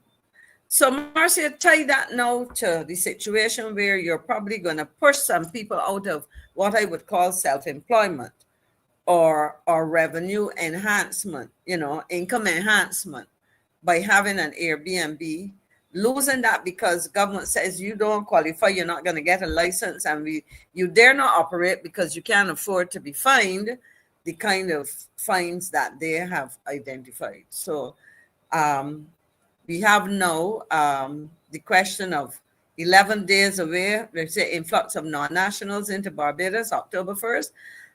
To be honest, in the immediate future, I am not overly concerned about the influx in this, because I want to say this, that when we talk about free movement, we are talking about 4 countries. And I think, Marcia, we need, and what I would say, and my comments are introductory because this to me is a heavy topic, and I will come back to you. I started a PowerPoint presentation, but I thought that I would put some issues on the table and we have to dissect them. We have to dive into them. But the point I'm making is that when we talk about free movement as is proposed for October the 1st, we have to recognize that there is already continuous movement of CARICOM and non-CARICOM citizens in and out of Barbados. Right now, you were talking about the challenges in relation to tourism, where people have sought to create employment for themselves. A related sector to tourism is construction, and we are seeing up on Saturday morning, but more so on Friday morning. You know my routine. I go to the beach on mornings, and I happened to go to Brandon's Beach, where I saw the construction of, I think it's a 4 or 5 story condominium complex, and there is a second one being constructed right now. I think that may be six stories or something like that. That's subject to correction. But every morning that I go to the beach, I see a number of workers, and more, they are predominantly non-Barbadian, non-Black. I see Hispanic, Latin Americans, whether they are Central or South Americans. I understand some of them come from Colombia. I personally got a call about trying to assist some Cubans. I don't know if they're Cubans who were recruited in Colombia or whatever. Not on that property, but somewhere else, but in the same kind of construction and tourism related construction. And there are quite a number of non-Barbadians I've heard. You know, Blacks now. So I talked about Hispanics and non-Black workers and so on. Now, I understand, and having sat in cabinet where there were plans for a number of projects, some of them still happening, some of them haven't started, almost completed, some of them still to be started. There was a projection that there might have been a demand for labor outside, which could not be satisfied domestically. Fine. But what I am hearing now, complaints, because the truth is, for whatever reason, and I'll give you one of the reasons that's been shared with me, Barbadian workers are less attractive. And at the heart of that, outside people will say that they don't work as hard or whatever. Money.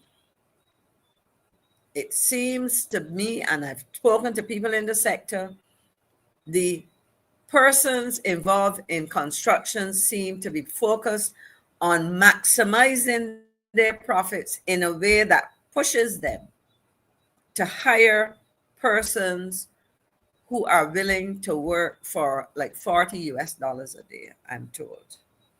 I'm told that, and this gentleman I spoke to said that he had recently spoken to a Barbadian who was trying to find work and said, look, I do not think that I should be working, given the cost of living, etc., for less than $120 a day. And to me, I cannot fault that if you are performing, etc. But what we are seeing is a situation where people, I wonder to what extent it is exploitation of non-nationals.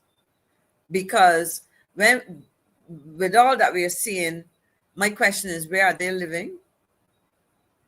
How are they eating? You know, what is the quality of life as they work here? Now, so that is happening. So those are migrant workers.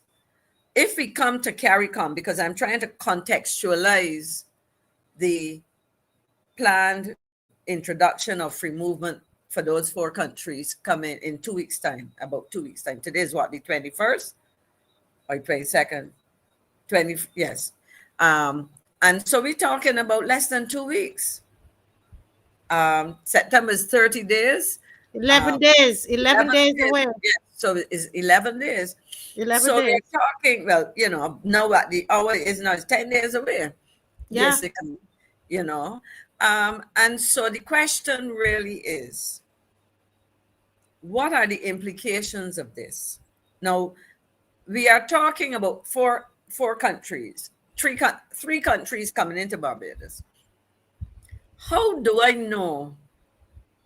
Because there are Dominicans here. I don't know how many. There may be some Belizeans, maybe a very small number. I don't know.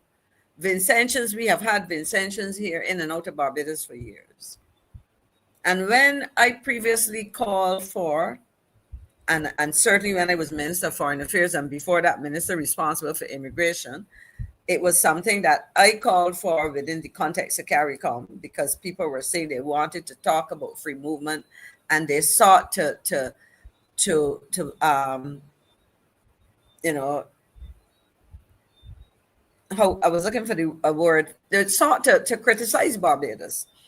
But the one thing that I said I was prepared to do, because, you know, people talked about people being rejected and whatever. I said, everything has a context, and therefore the best way to do that, let me make sure, Marcia, that I just realized that my computer says that it is running low. Hold on. Yes. Well, while you do that, Ms. McCLEAN sorts out her computer. Folks, this is very, very serious. It's a very serious area that Ms. McCLEAN is dealing with tonight. And again, if you've just joined us, we are looking at the free movement of CARICOM nationals. And asking how ready is Barbados, okay? This is a topic that we're going to be marching on Saturday. This is something we're going on the street about on Saturday. We need you to get out there. Get out there, not all talk, but action as well. Ms. McCLEAN is back. Yeah, thanks. I just had to plug it in and make sure that it didn't shut down on me. So what I was saying is that as we talk about this, we have arrangements currently where people are in Barbados. And my question is, as I was saying, when I was responsible, I said one of the important things to either prove or disprove a situation is to bring factual information. Mm-hmm. Now, I saw an article, and I'll go back. I didn't get to read it, but it was from the Organization of Migration, International Organization of Migration. And they were citing some statistics on because they have expressed some concerns. This is an institution, an agency, an international agency, which seeks to ensure that migrants' rights are protected, while at the same time protecting the rights of countries, etc. So when they put information out there, I have no reason to doubt it. In fact, when I looked at the numbers, I thought that they were probably a bit conservative because they were estimating numbers. But I can tell you that the Immigration Department had the capacity, and since then they've become, I've heard them speaking of the advances that they've made in terms of improving their systems and using IT and so on to their advantage. So it should be easy, let me put it that way, to capture travel statistics. Yeah. So my question is, when we move to this, what are the processes that individuals from Dominica, Belize, or St. Vincent and the Grenadines will go through when they come to Barbados? Because recognize that CARICOM nationals are entitled to an automatic 6-month stay. Mm-hmm. So John Jules or Jean-Pierre or whoever comes from Dominica or Mr. Brown comes from Belize, Mr. Gonzalez, not necessarily the Prime Minister, but somebody with the same surname, comes to Barbados from St. Vincent and the Grenadines and decides that he or she wants to come into Barbados under this new arrangement. Mm-hmm. And my question, and it applies if I want to go to Belize to do the same time, or to Dominica or to St. Vincent, or one of the islands connected to in the Grenadines, what do I do? Where can I go to find information giving me instructions? And if I understood clearly what High Commissioner Commission was saying on VOB recently, he spent quite a bit of time on late last week on the radio. They were now meeting, they being the 4 countries, meeting to work out the details. Let me summarize it like that. And such a situation is utter madness, because he compounded the confusion or the sad situation that we were looking at in that respect by saying this is something that has been pending for a while. So as it is right now, because according to the information that has been shared, a person coming to Barbados from the other 3 jurisdictions will be entitled to what we ordinarily would get for primary and secondary education, health benefits, for example. So if I turn up... Repeat. A person under the free movement is entitled to access education, primary and secondary. So hold a minute, because you're going too fast here, Ms. McCLEAN. I'm writing down because I haven't. So you're telling me that the person who is coming in, our Caribbean brothers and sisters, and we want to make it clear that Barbadians are welcome. Or if we go. Well, we live here, so we're talking about they coming, and we ain't going nowhere. So the education, so they are entitled to go to the public schools. Let's break it down. The hospital, where else? Well, like health care, they said primary and emergency care. Right. Okay. Wow. I want that to sink into Barbadians. All right, sink it in. Go ahead. Continue, Ms. McCLEAN. So the question then, and I'll give you an example. Let me think of a fairly expensive medical treatment or medical care that can be given. Somebody comes into Barbados having suffered severe kidney disease, and they are under or need to have dialysis. What happens? How does the individual access dialysis? Do you turn up at the hospital and say, because if I choose to come, I mean, let's look at it. Somebody may say this is extreme, but this is a reality.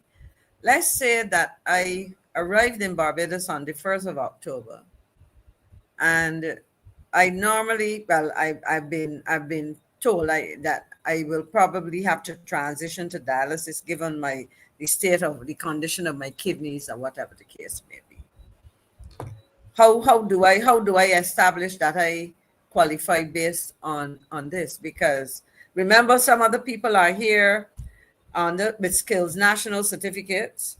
Some people are here with the 6 months automatic. So they come essentially not necessarily to a job, but looking for a job. So they might have come for the 6 months. And I'm looking at these because we only have 4 countries. But think of it, as I said, in at least 2 cases, you may find numbers of people here. So basically, Um, the challenge really is that we have, notwithstanding the fact that this is an issue that has taken quite some time, and there's a reason for it because of disparities and so on. In fact, later on, I'm going to try to investigate because I must say I didn't follow the 2023. Well, I accept the summary of the meetings where it was agreed that this would happen. But then several countries said, we're not ready. And so my question to Barbados, having said all that I said, given your commitment to free movement going back to 2023 and the announcement of this by the Prime Minister of Jamaica at the heads of government meeting, where the Prime Minister of Barbados was the outgoing chair and who chose not to mention it but left it to her Jamaican counterpart to do. Why were Barbadians not told more?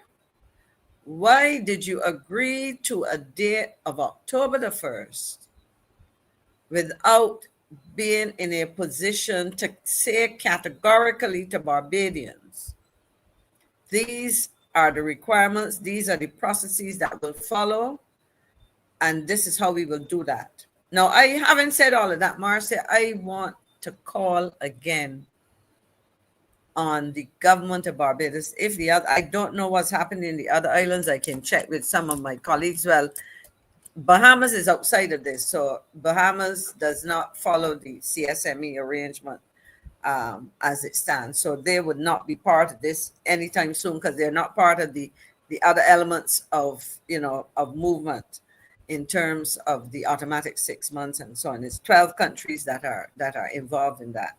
And Haiti has been excluded, as we know. As usual. Yes. And that's always, whenever people started to attack Barbadians, I said, but we think about ourselves, but nobody thinks about. And the reality is Haiti has millions of people.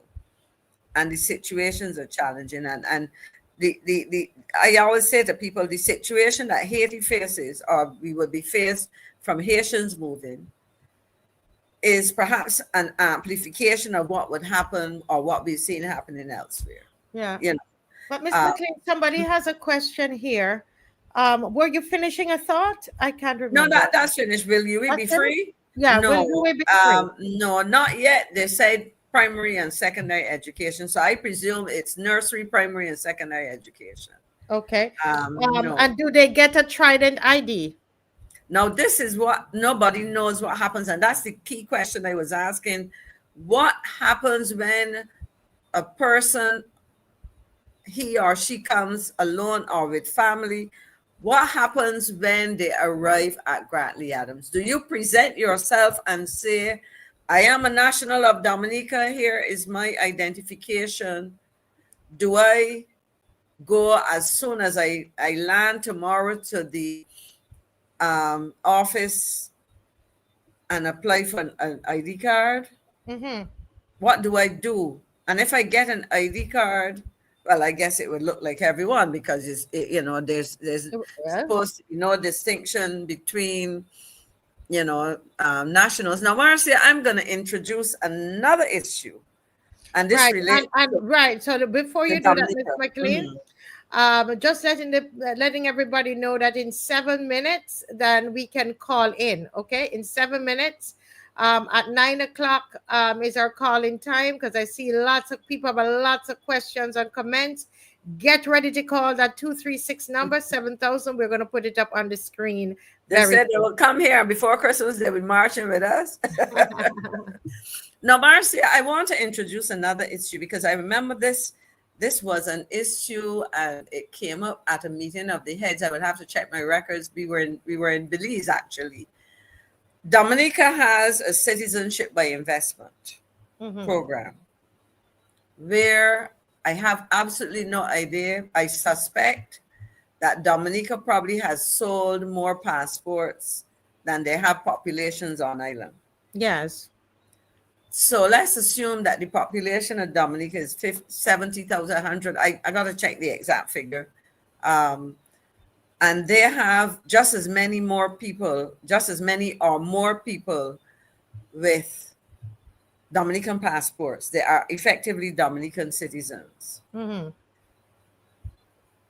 there was this issue in Dominica, in Belize, where there was a discussion. It was a heads of government meeting, and there was a discussion about the rights of those persons who have citizenship by investment, who bought passports to Dominica, St.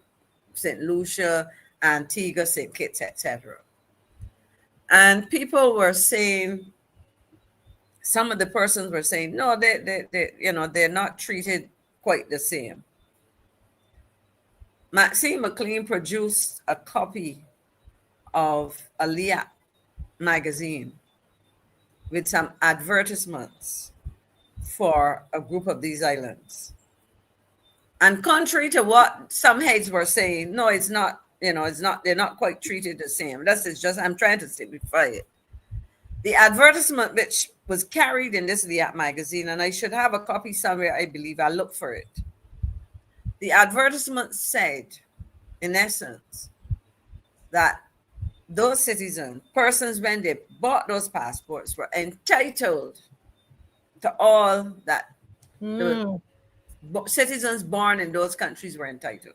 Okay. And if that were the case, it meant that they were entitled to whatever whatever rights and privileges and so on these countries' citizens were entitled in relation to others.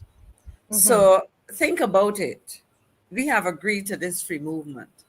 And in the case St. Vincent and the Grenadines, I remember Prime Minister Gonzalez was very adamant that he did not support schemes of citizenship by investment. And I suspect, if I remember correctly, that is still his stance. But in the case of Dominica, my question to Ambassador Commijon, because he's the one we heard the other day, and certainly to the minister responsible for immigration, that's the Minister of Home Affairs, I believe.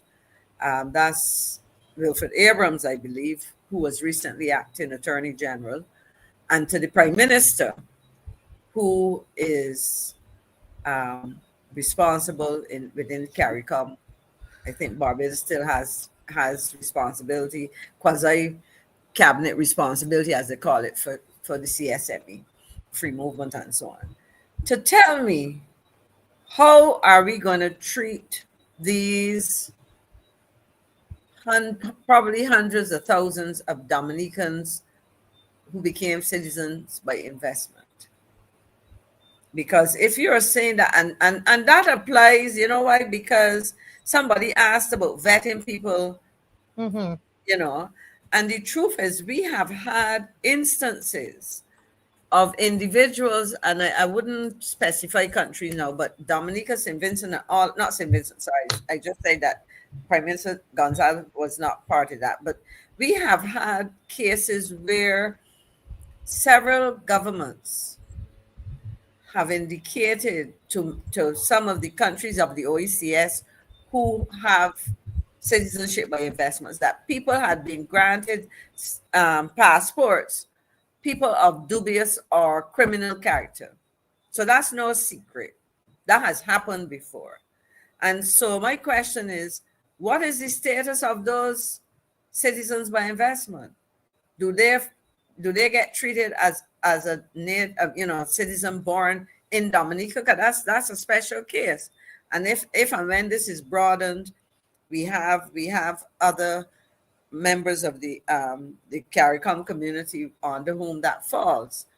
So I think, Marcia, we have really a situation where at the end of the day, we are about to embark on a significant initiative, it is really, I guess, a test case of what to expect going forward. But where, as usual, the members of this administration, I wouldn't bother to speak for other countries. I don't know what Belize is doing. I can only go by what Ambassador Commijon said, and I repeat, he said that they were discussing I would call it the finer details.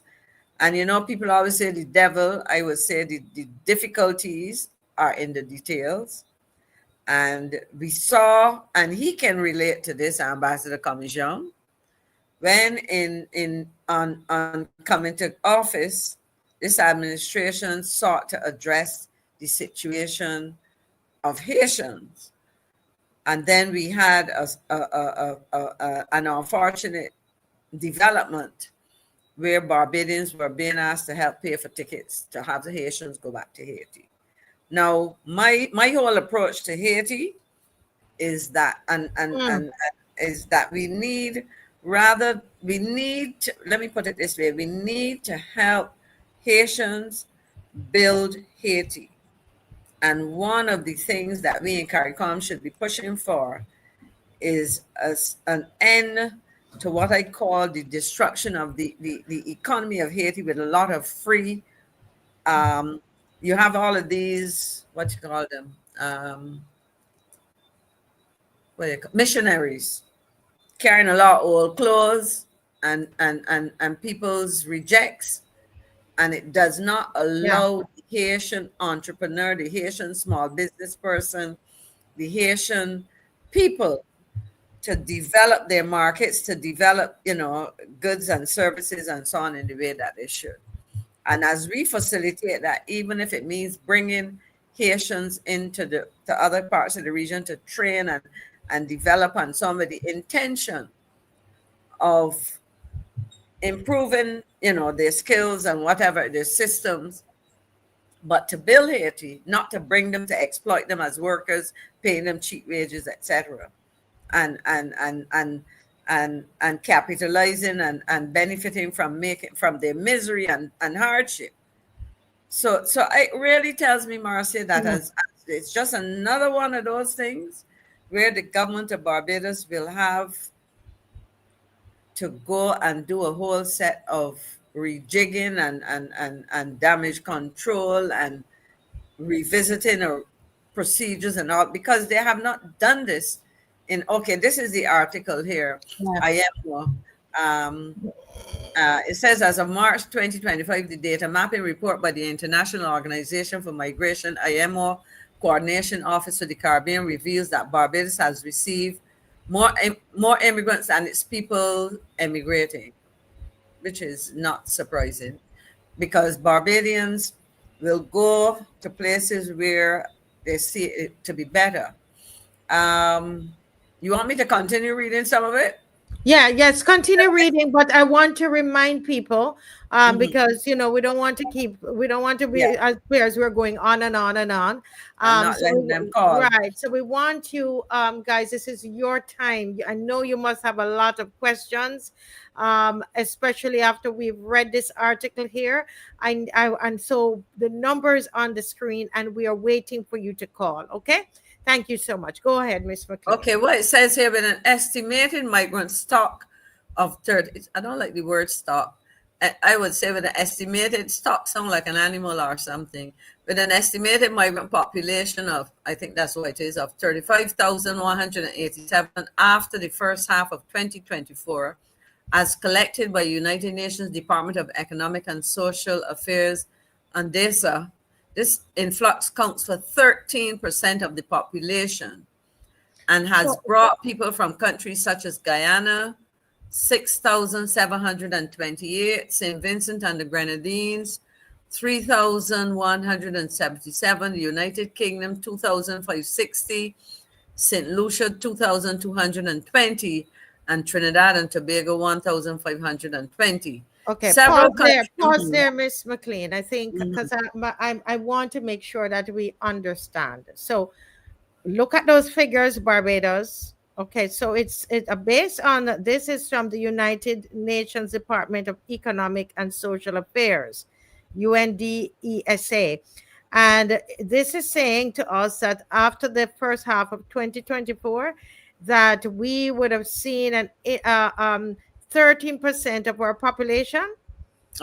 Migrants, which equated to about 13% of the population. About 13% already of the population is of migrants. Okay, and it tell you over 35,000 out of the 280,000, right? Right. So I want people to understand. Continue, please, Ms. McCLEAN. And based on that, they about half of that, because I was adding up the numbers roughly in my head, comes, so about 16,000 or so is if you round the Guyana 7 and 3 is 10, and then another 3 is 13, about 17,000 of those, about half of them, come from 1, 2, 3, 4, 5 countries. Jamaica is not there. You know, you have St. Lucia, but so in essence, you can see that there are other countries, and then it doesn't have the non-Caribbean people in there as well. So what it says, several countries saw Barbadians emigrating, including St. Lucia with 390.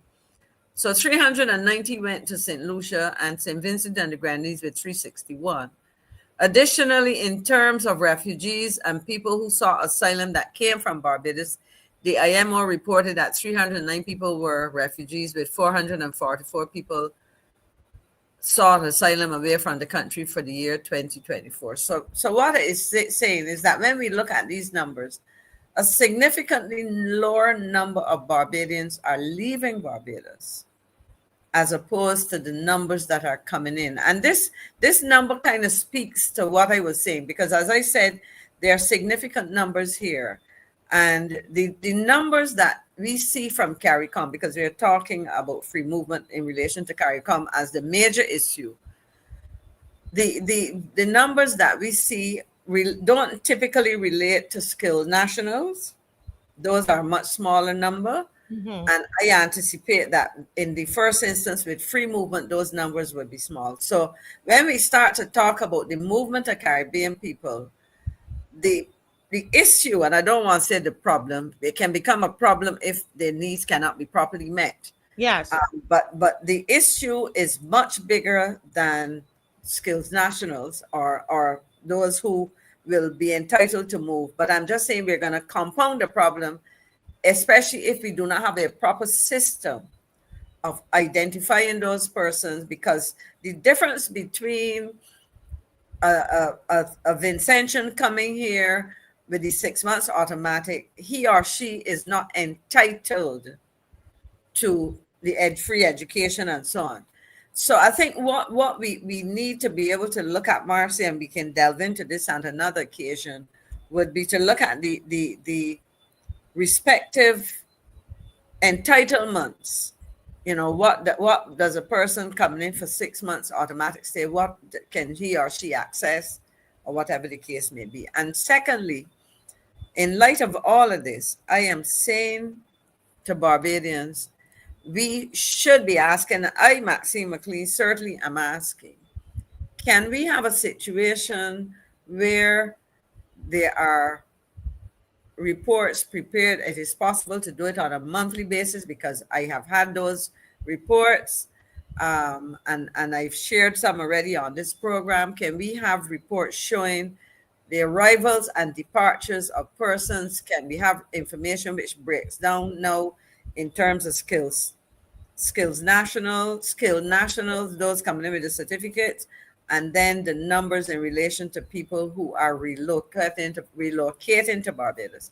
And of course, we want to hear what happens when a person gets here, because what we do not want to see is a set of people coming who have no intention of relocating here, but getting access to the things that we say we are offering those who move, under the free movement regime. Yeah. There's a question on the screen there, Ms. McCLEAN. Somebody's asking. How were these countries chosen? They chose themselves. They agreed to participate. As I indicated, there was an agreement that we would move to that, and it has been something negotiated for years. But it's a question of countries saying ready to participate. Mm-hmm. In other words, because you see, you cannot say I want our population, our people, to participate in movement outward without being prepared to have movement inward. Mm-hmm. And so it's a question of, because it may be a case of, take Antigua and Barbuda, for example. They have had, over the years, a lot of movement into Antigua, into their country. I understand that given their of the relationship to the Dominican Republic, for example, there are a lot of Dominicans and not Yes. Dominicans. Dominicans is interesting how the difference in who have familial connection with Antigua and Barbuda. So you would see a lot of people there. Then you would hear somebody's father or mother was from Antigua, whatever. Yeah. Similarly, when we saw a lot of Guyanese in Barbados, Antigua was experiencing the same thing. And their position is they are a relatively small economy. And I remember back then when I was minister, that they felt that the pressures that such movement might exert on their infrastructure and so on had to be taken on board. Similarly, so when we talk about schools and health, we recognize that there are certain constraints. Our teachers in primary complain that they would like smaller classes. Now we hear of an aging population, and that is a reality. But at the same time, we have certain constraints. We hear about, I have seen persons, and sadly, I can tell you that I am familiar with at least one case, because we hear of people who used to go to the eye clinic at the hospital, and every 6 months they would get a renewed prescription for drops, but they never got a chance to see the ophthalmologist. Persons with cataract, that's one thing. Persons with glaucoma is another problem. And I have seen people's eyes deteriorate to the point they're either blind or legally blind. And with cataract, you can get surgery and it can reverse the situation. With glaucoma, when that eye is damaged, there's no reversing. And so the question is, if we can satisfy the demand of the people on the ground right now, when we start to open the doors, these are the practical issues. Housing, people will tell you that finding accommodation is hard.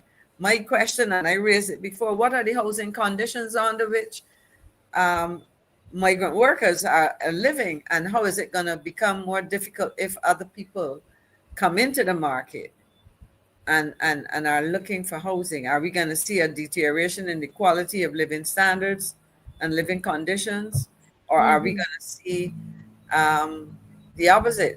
What categories of workers come? In fact, Marcia, if you don't have a caller, I want to raise the issue of. Well, we have some more. We have a question here, because since they're not calling, right? Okay. Just hang on there. I want to try to be of the question. Someone is asking, does the legislation allow them to vote? Marcia, from what I would assume so, provided that they get their names on the voters list. Let me respond to that, and I would say that they come here and it says they be treated ordinarily. All I can say, and this applies to the next question, will they be required to pass a medical exam? I have seen nothing to tell us about the procedures or the processes that anybody comes in. Because if you go back to the comments that you hear, they come and the restrictions are removed. Tell me exactly what that means. What they mean by that. And so nobody has said that on initial entry, this is what you present, whatever the case may be, or this is what you do in order to get an ID card. Because to vote, you need to be registered. If you get an ID card, then your name gets on the list.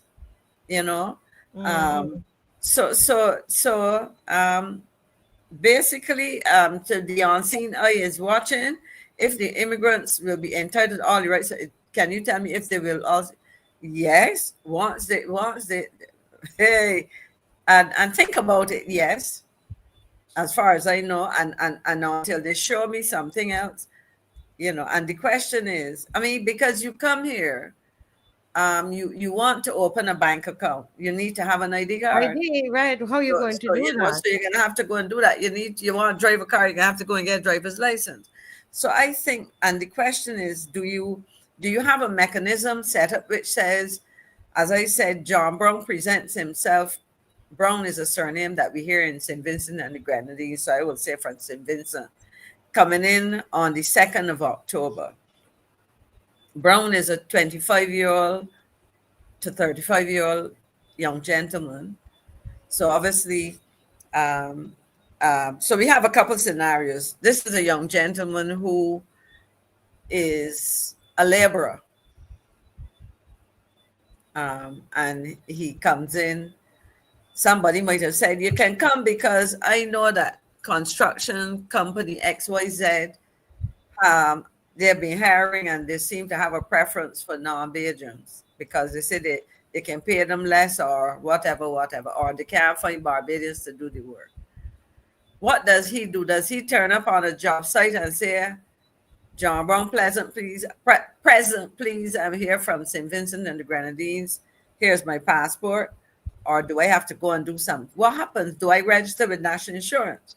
Now, another issue, Marcia, because every time you think there's something else, national insurance, if he gets hired, is he getting hired as an employee where the employer deducts national insurance, or is he going to be treated like they're treating many people the contract worker, a contract worker, self-employed?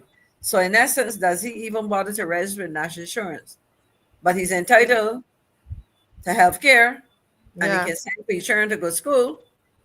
So it's so many, and it's interesting that they have left out very key pieces of information, but then all you have to do is to deduce that if you need if you can open a bank account, you're going to need an ID.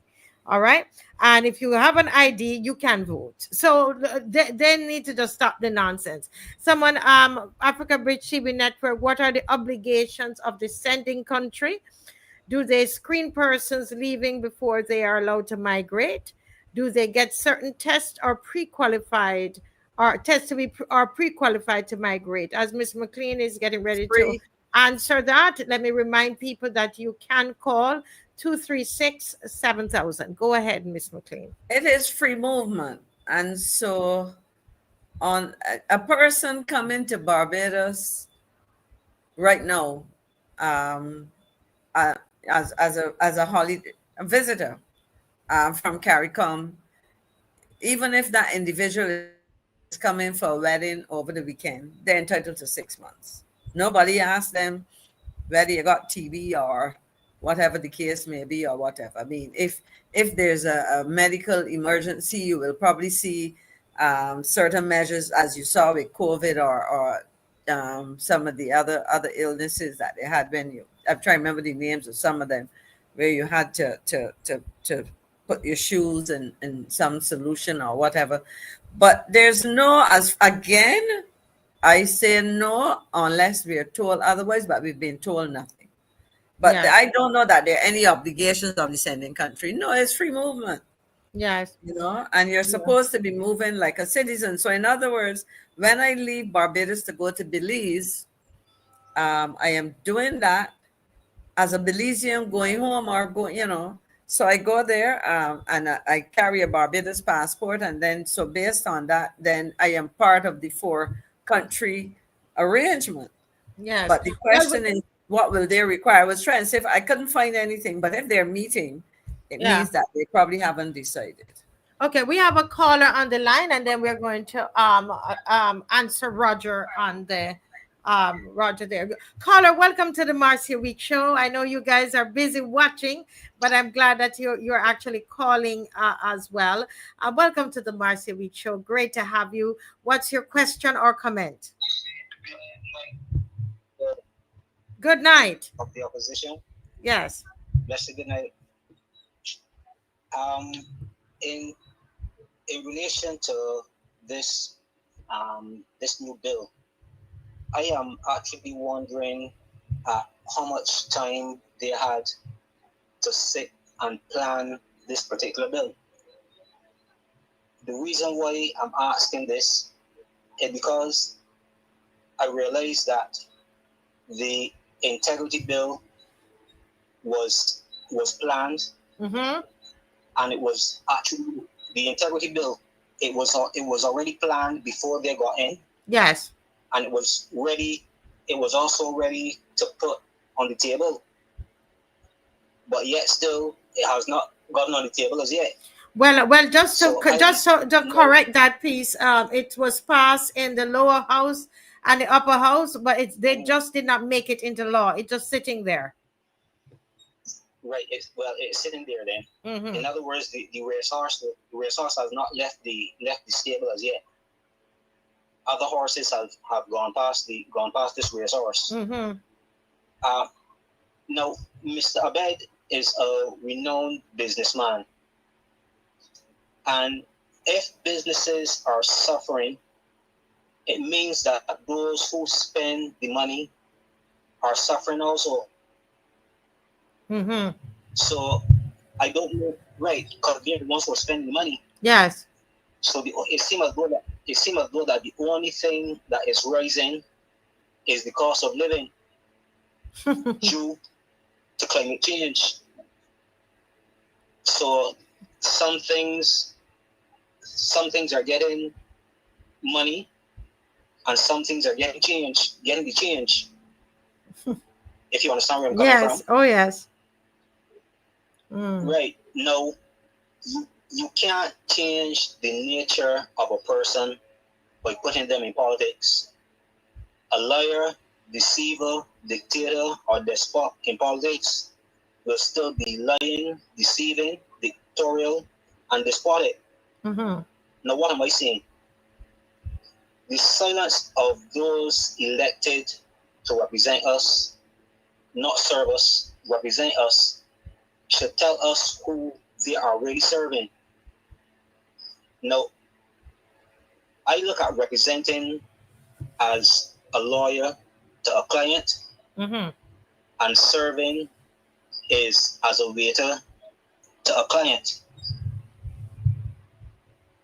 The lawyer is acting on someone's behalf and interest. The waiter is actually fulfilling a duty. Now, it seems as though we don't have representatives. Mm-hmm. We have servants looking after others' interests. Now, I find this to be a very obvious conflict of interest.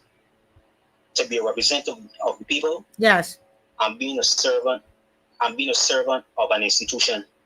There is a conflict of interest right there. Which institution do you think they're seem as serving? Which institution do you think they're serving? International interests. Okay. Right. Now, these bills aren't representing the people. They are suppressing the people.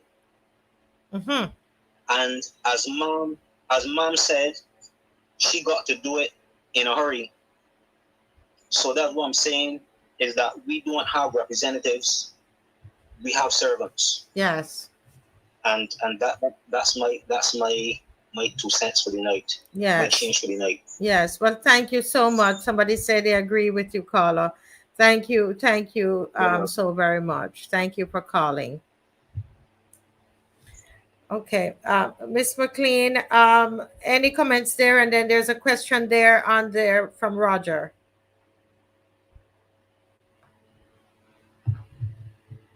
You're muted. Yeah. Mm-hmm. Sorry about that. I'll probably go straight to Roger's comment and thank the caller for his comments. How can Barbadians benefit when the citizens of certain islands have to pay? Well, Dominica, they have free health care, primary health care. I would say similar to Barbados as far as I know. I believe you may have to pay for certain services in St. Vincent.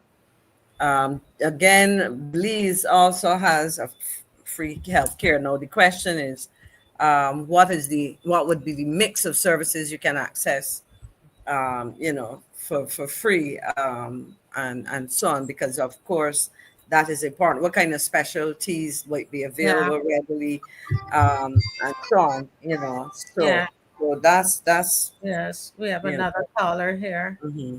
We have another caller, and then we're seeing also, Miss McCLEAN, the reality is that I know of people from St. Vincent, they come to Barbados when they need health care. So it's not comparable, it seems, in some of these exactly. islands. And when we look to we see the condition of our healthcare system, public free healthcare system, and they are coming here to get healthcare. So is it really a fair exchange? Are we really benefiting? But so let's have this caller. Welcome to the Marcia Week Show. It's a pleasure to have you. Go right ahead. Good evening, Marcia. Good evening, Maxine. I know. Hi, good evening. Good evening. Tell me something. Listen, my observation is all the big projects, the government has failed. Whether you're speaking about establishing a republic, or whether you're talking about the Jobs Act, the new housing entity. No, they have failed.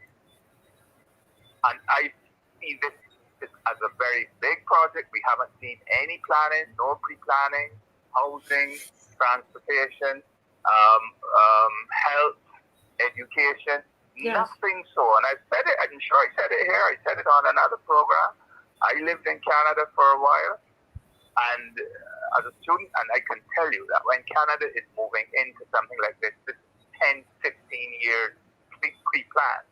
So when you hear people on the street saying that this is just a way of boosting the vote register, you cannot say that they're wrong. You cannot say that they're right either, but you cannot say that they're wrong.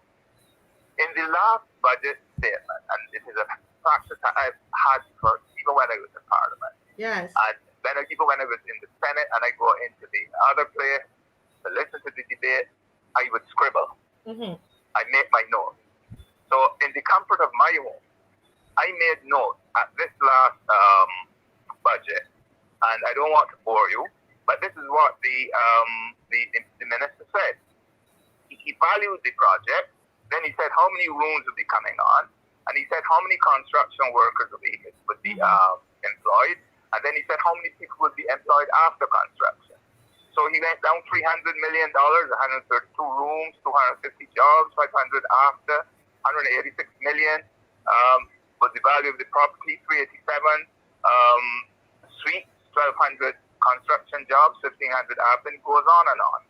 And when I tally that, that would be 8 and 3, 11 and 1, 12, 13, 86, 16, let's say $1,700 million would be the value of the properties being set up.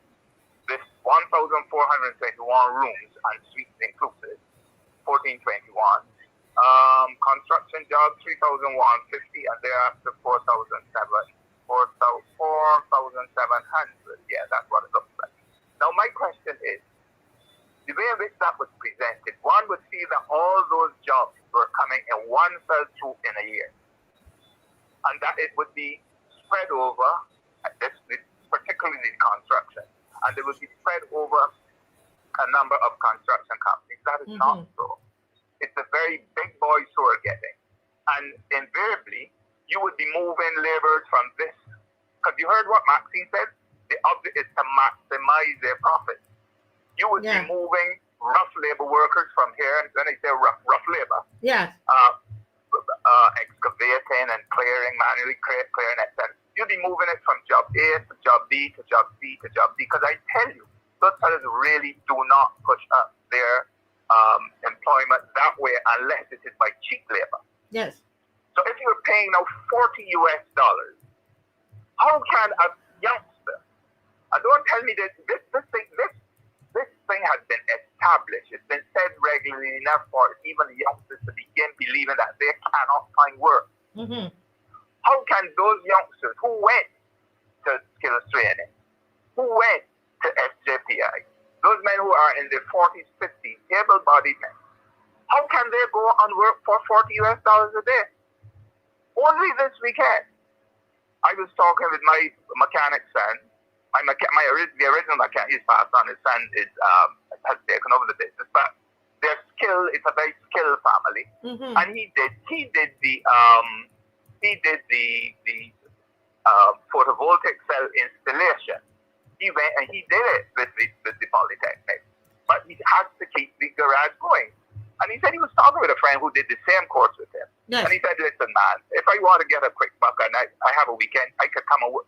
He said, but we only getting 40. We only getting 40. If it's not 40, it's $50 US. per day. He said, nah, you can Wow. keep that. He said, I can't do anything with that. The boy says that I can't find any work right now, and I'm holding on. But to be honest with you, it's not doing anything. So when you look at that sort of poor wage, let's say you bring 500 such people in. 500. Look at what they are drawing down. Bus service, transportation service. There's 2-3 children in a secondary school. You have to go and you have to get your vaccines before you go into school. Parents getting their health care. You are making Barbados poorer. And over the past 3 years, what I have found, you don't have to be out there doing a survey. I have found, Marcia, that there is a drying up of cash. That's why you're talking so much about this quick cash. Yes. Swiping and getting your money, or putting it onto your phone. That's it. Putting it onto your phone. And the ad says you don't even have to have an account. Now, I am saying, I have been seeing this decline in money being circulated. So you may ask me, but David, how is it that you say you're saying this? I had reason to be over the bridge a couple times late last year, and I think early this year. And I see the fruit and the vegetables. They're gone. They're black, they're withered, no use, need dumping. You go even into the supermarket, and you see those things beginning to wither, to dry up. You go to the pump, and you see there are 8 pumps, 6 pumps, only 2 working, 1 working. I have never, ever in my life seen so many gas stations closed over a short period of time. Maxine would tell you of gas stations she knew for 30, 40 years, 50 years. They're closed, then somebody comes, struggles with it, then it closes again. After a certain time in the evening, no work. You wait till the truck comes and delivers, because they're not bringing gasoline until they get their money. So that tells you upfront. And I ask questions. I would ask, when I go in, what percentage of people are using cars? What percent? And they're telling me about half. So there is not that liquid cash which should be in the lower sector of the what you call the economic circle. Bringing people into Barbados is not going to help that. Which gas station? I heard the ambassador made references. He said that their jug business don't seem to want in the gas station. How on earth then are you going to find jobs for them even in the gas station? So this, in my opinion, this quick, unbridled, unplanned move, I mean, it makes me feel ashamed. It makes me feel vexed. It's going to only make Barbados poorer. It's not going to redound to the gross domestic product. No, because look, what percentage of them are going to be paying national insurance? What monies are you going to tax from there? How are you going to feed into the GDP? You see, again, you started before you're ready. And I just quoted some of the biggest area which they started before they were, and we are wasting money in this alternative energy program. If I had time, I would go through it with you, but we are wasting time. We do not know where we are going to, and I can tell you how we lose time, and I get off the phone. I heard the Prime Minister say in recent times, she said the reason why, and I've said that from day one, we are not going to see our energy bill come down as a result of this alternative energy. She said that we are not going to see a reduction in the cost of energy, and we are not going to see a reduction. And she went on to say, until the CARICOM countries all come into it and give us supporting hand. You cannot tell other countries what to do with their energy. So she has admitted we are not going to see a reduction. About 2 weeks before she spoke, there was a lady, she is a doctor in physics. I don't know if she's here or she's in Trinidad. And she lauded Barbados for the strides which it has made. But she went on to say, unfortunately, there is a cloud which has been cast over these developments due to the Sahara dust which is coming over. Marcia, you cannot get TV You cannot get the word is photo. Photo means light. Yes. You cannot get energy when the skies are clouded. And this year, we have had a very early start. And I don't even know if it has gone off. If it has gone off, it would have been about the last 2 weeks. So, if half of your year had been obstructed because of the Sahara dust, and then the other half is the rainy season, the hurricane season, the dark time of the year because of the hemisphere we are in. It is waste of money, as we are taking money up by the safe load to prop up this project. And before that, I heard a man from the World Bank, and he said that the problem with this implementation of the alternative energy is that you must have a sum total of other sources of energy, whether it is wave, or it is sound, or it is biomass, to add into this photovoltaic, because they know quite well that photovoltaic is going to be down. So all these people who are rushing and making either as business people, business people blindly going into things, not knowing what is going to happen, or those who want to become consumers. I met a friend the other day told me he's going back to the old grid because the company which had come and set him up, he cannot use his fridge at night. He has to unplug it.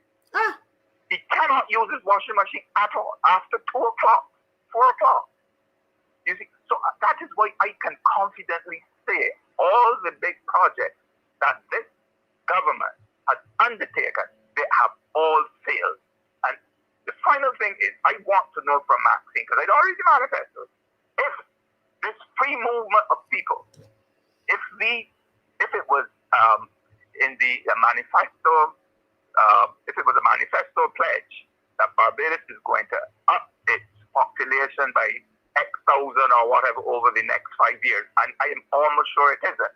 And I will conclude by saying, as Maxine knows, because she's well versed in the liturgical matters, we have done those things which we ought not to have done, and we have left and done those things which we ought not to have done, and there is no help in us. And Marcia, I'm saying the only solution to a broken contract is to get a new contractor, and this is you cannot put this administration back into office. They have broken the contract. By staying home, you will be quietly agreeing with whatever they are doing, however they've broken the contract. That is called acquiescence. Acquiescence is a form of agreement. I'm not a legal luminary, but I didn't eat out my money in that I spent to do my law degree. Okay? Thank you. And I feel very annoyed about, you told me what, 30,000 people? And you know what is the number of people on average who did not go out to vote in 2022?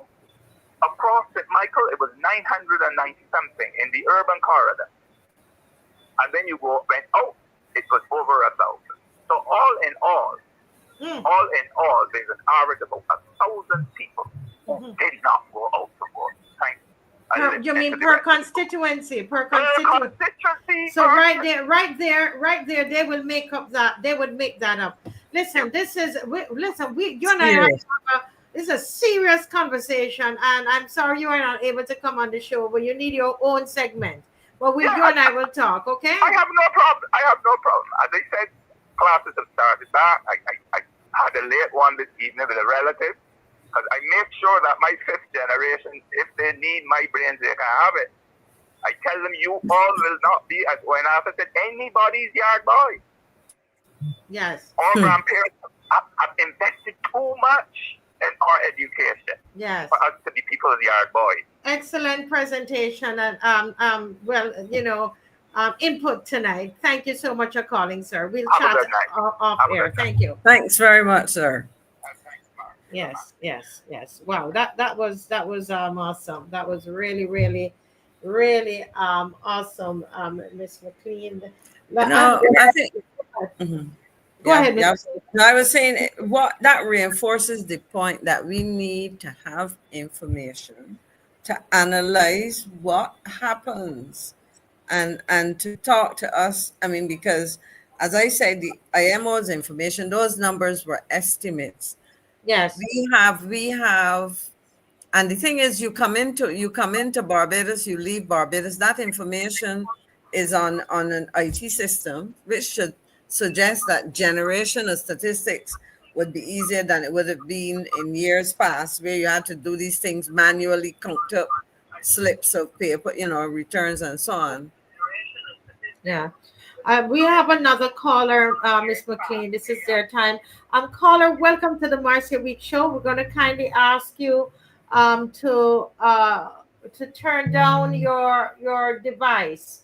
I think I'm hearing myself. Can you hear me? Good night, Marcia, Maxine, and to all of the audience. Yes, good night. Good night. I know this voice too.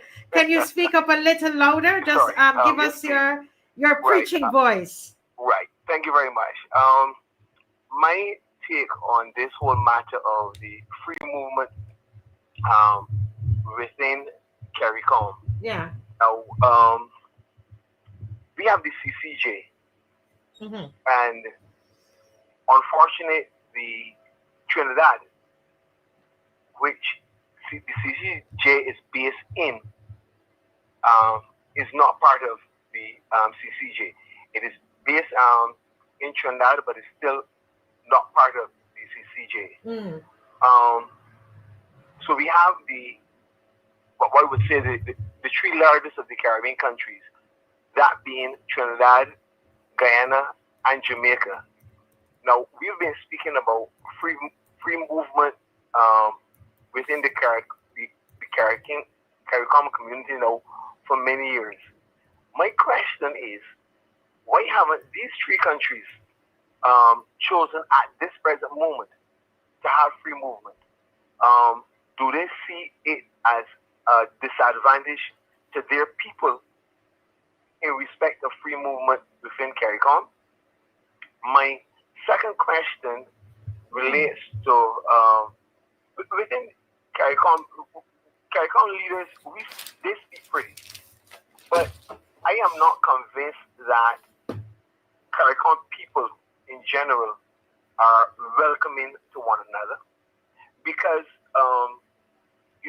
the kind of comments that we have had for many years here in Barbados towards what we consider non-nationals,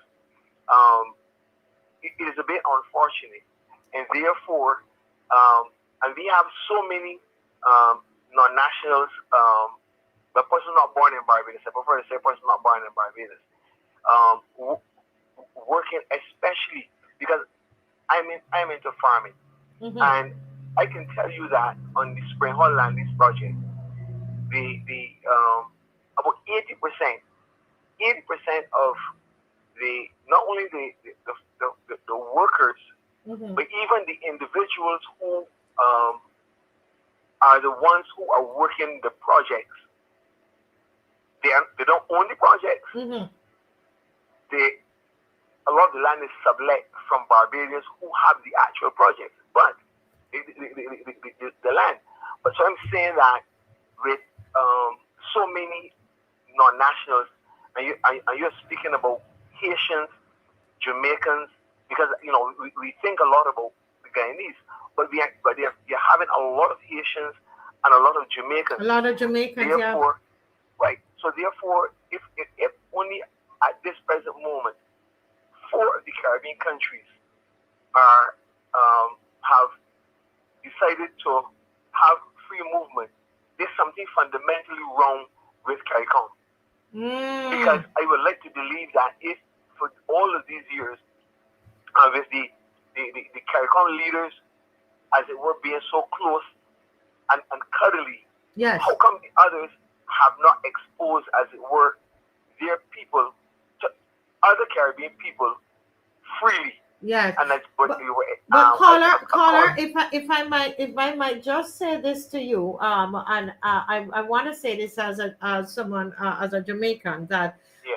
I was it was very interesting to see, Miss McCLEAN, that the announcement was made by the Prime Minister of Jamaica that this was going to happen. However, Jamaica is not included because you see what I'm saying. So I go ahead, but I just wanted to say I noted that. Go ahead, caller. Yes, but subject to the correction, I think I remember the Prime Minister of Antigua, Gaston Brown, stated point blank, jobs in Antigua are for Antiguans. Yes.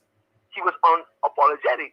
So I'm just saying that with all of the talk and all whatever else, we have a serious problem, and therefore I remember when David Thompson was Prime Minister, when he actually made the statement that all undocumented non-nationalists were asked to go home. He never specified any country, and I think he had a right to say all undocumented because no one knew how many undocumented persons were in Barbados, and it has become a very serious strain on our educational and our healthcare system.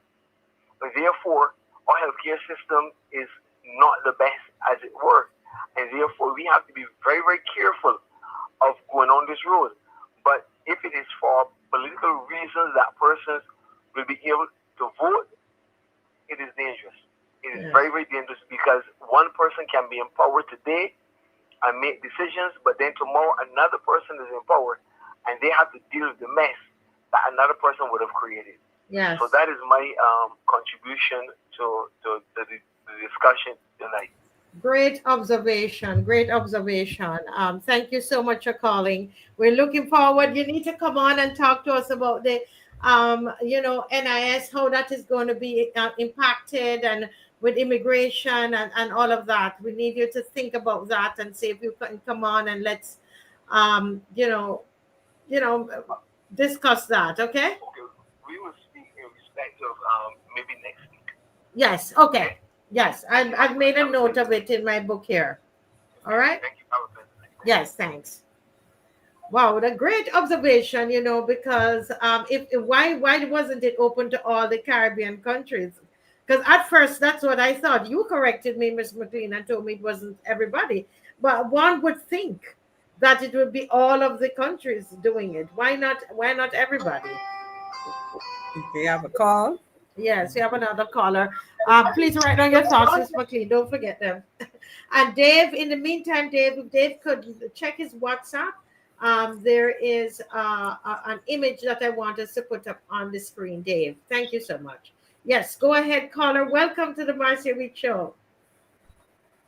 Blessings to you, Marcia Weeks and Marcia McCLEAN. Blessings and to everyone. you. Yes, sir. My name is Tony Hall. Yes, sir. Well, why call intervene? The F is not doing a job creations. So when you got these open up borders that these foreign, which is going to carry on people coming to Barbados, right? Mm-hmm. If we can't got jobs for Barbadians, which is Barbadians, so what's going to happen when the rest carry on people come to Barbados? Mm-hmm. So we bear confusion and bear chaos. Mm-hmm. So I look at this here and I tell myself that it's beer trouble lurking, but I feel that it should look to create jobs, cater for the Barbadians, and forget this, open up borders, because there's only few for fire. Yeah. And that's very unprofessional and immature with this government. This is BLB that want to go about this, open up borders. You don't want to call it open up borders where your country is doing very great and very well. And for right now, Barbados is doing very poor financially and generally wise.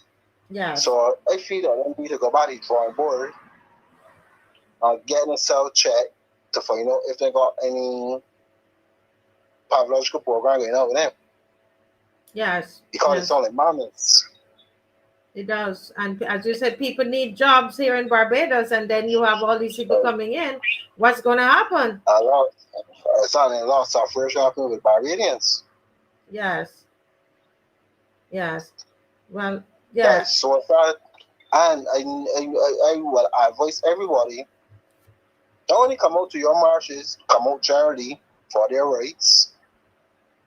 And they need to enlighten the family, the friends, the colleagues, and everyone in Barbados to come out for their rights and stop being frightened, be brave, and bring light to the country.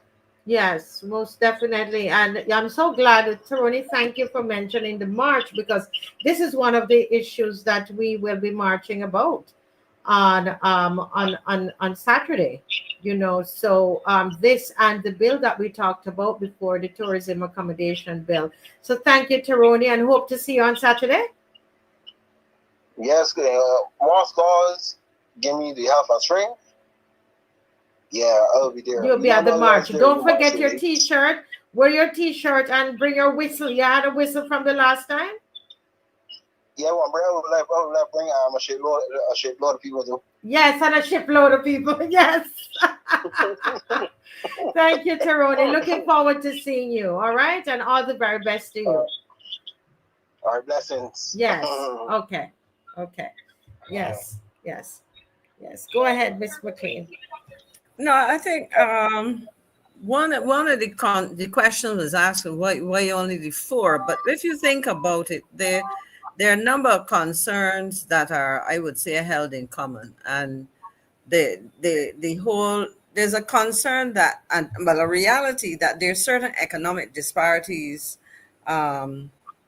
between the individual member states of CARICOM. Yes.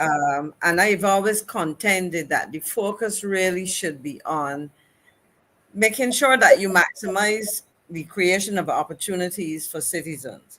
Mm-hmm. If you look at Guyana, Guyana now is complaining that they are seeing an influx of illegal immigrants coming across their, that would be their northern, where are they? That would be south. Yes. Brazil, for example, I'm trying to locate my map in my head, because they share a significant border space with Brazil. Then, of course, with all the challenges that are happening in Venezuela, they've had that. So people are coming into Guyana in numbers that are unprecedented. The challenge that Guyana had, notwithstanding its massive land space and significant natural resources, now they are considered the I suppose the creme de la creme when it comes to oil recovery, oil, and so they're producing significantly. So that's one of the concerns, the whole strain on social services.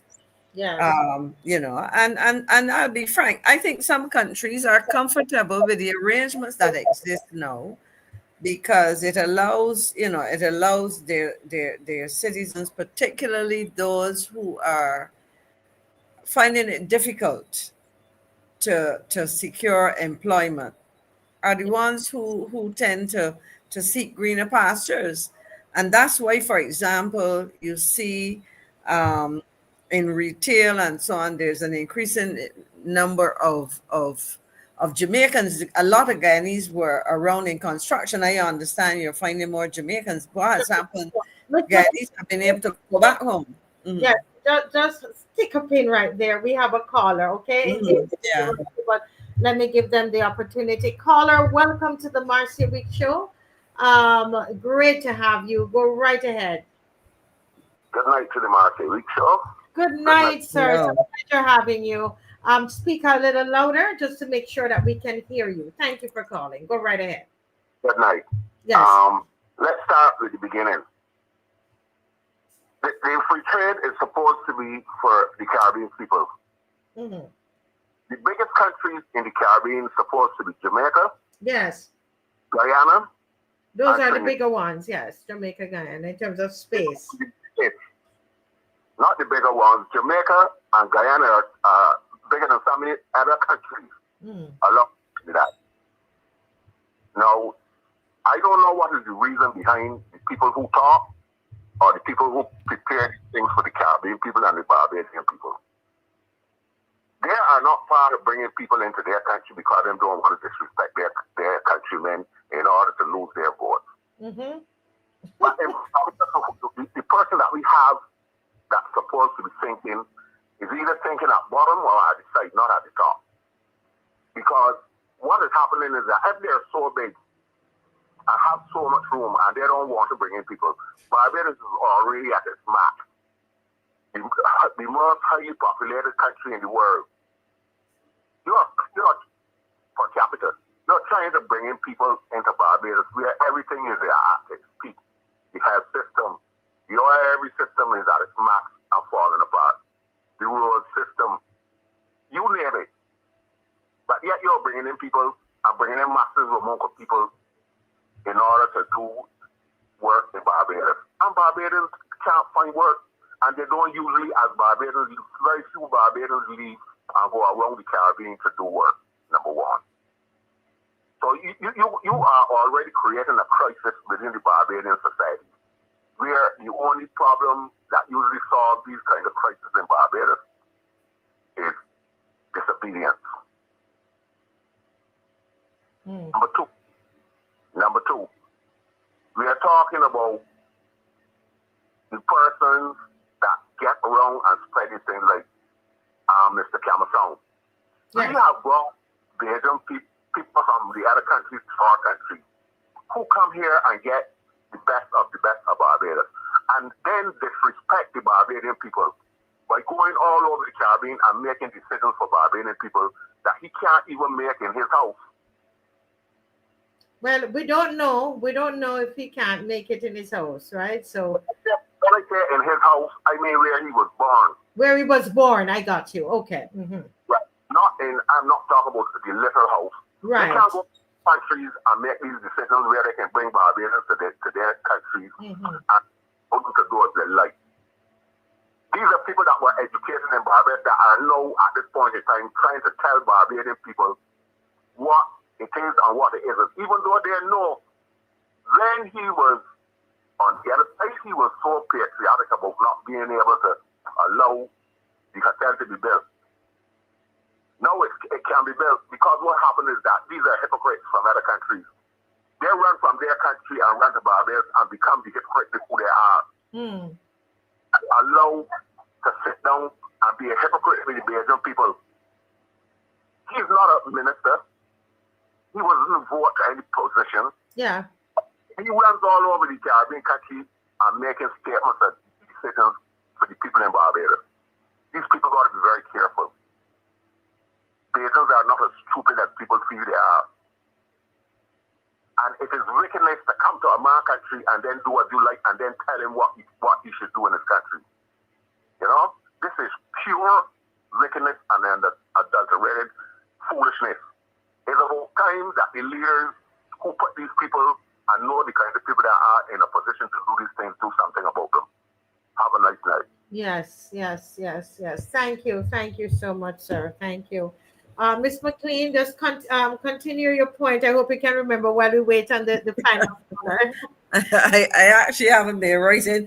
No, I think generally I would say that Barbadians, listening to Barbadians, people are concerned that we have no definitive information provided by government.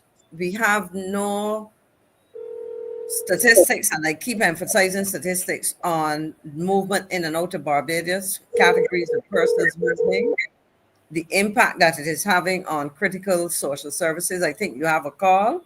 Yes. Yes.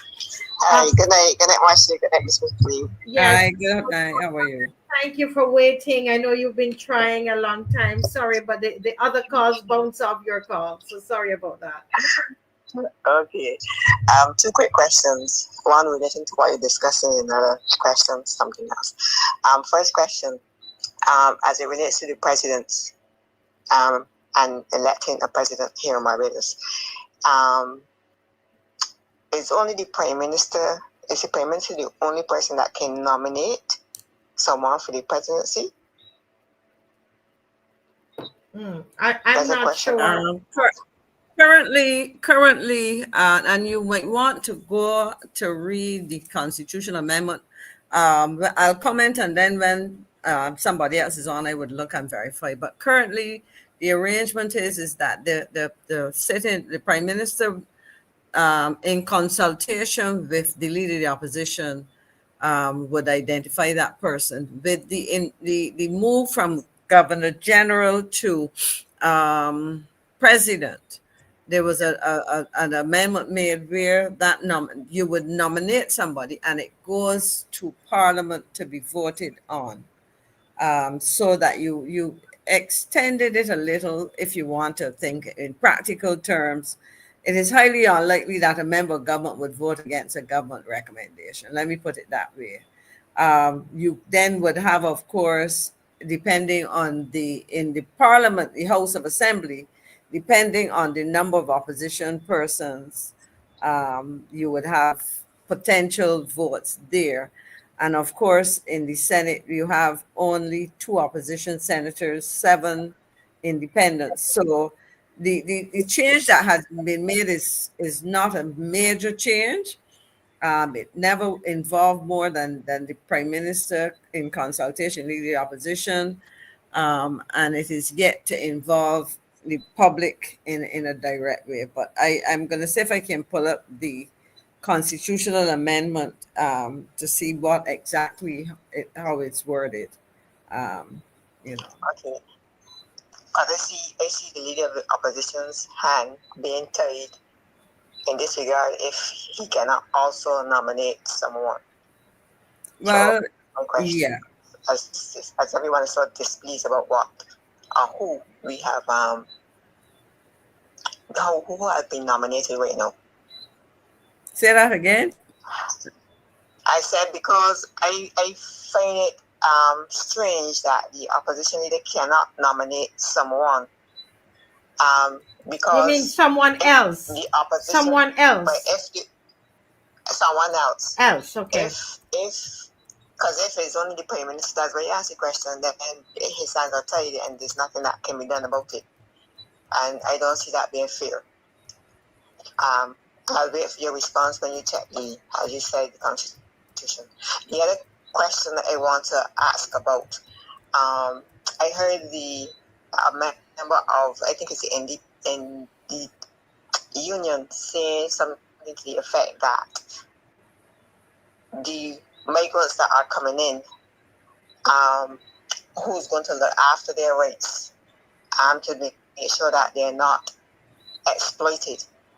Now, the reason why I bring that to the surface is that I encountered today 2 young Jamaicans, 120 and 121, and they were working on a construction site in their uniform, a jersey top, with the name of the company.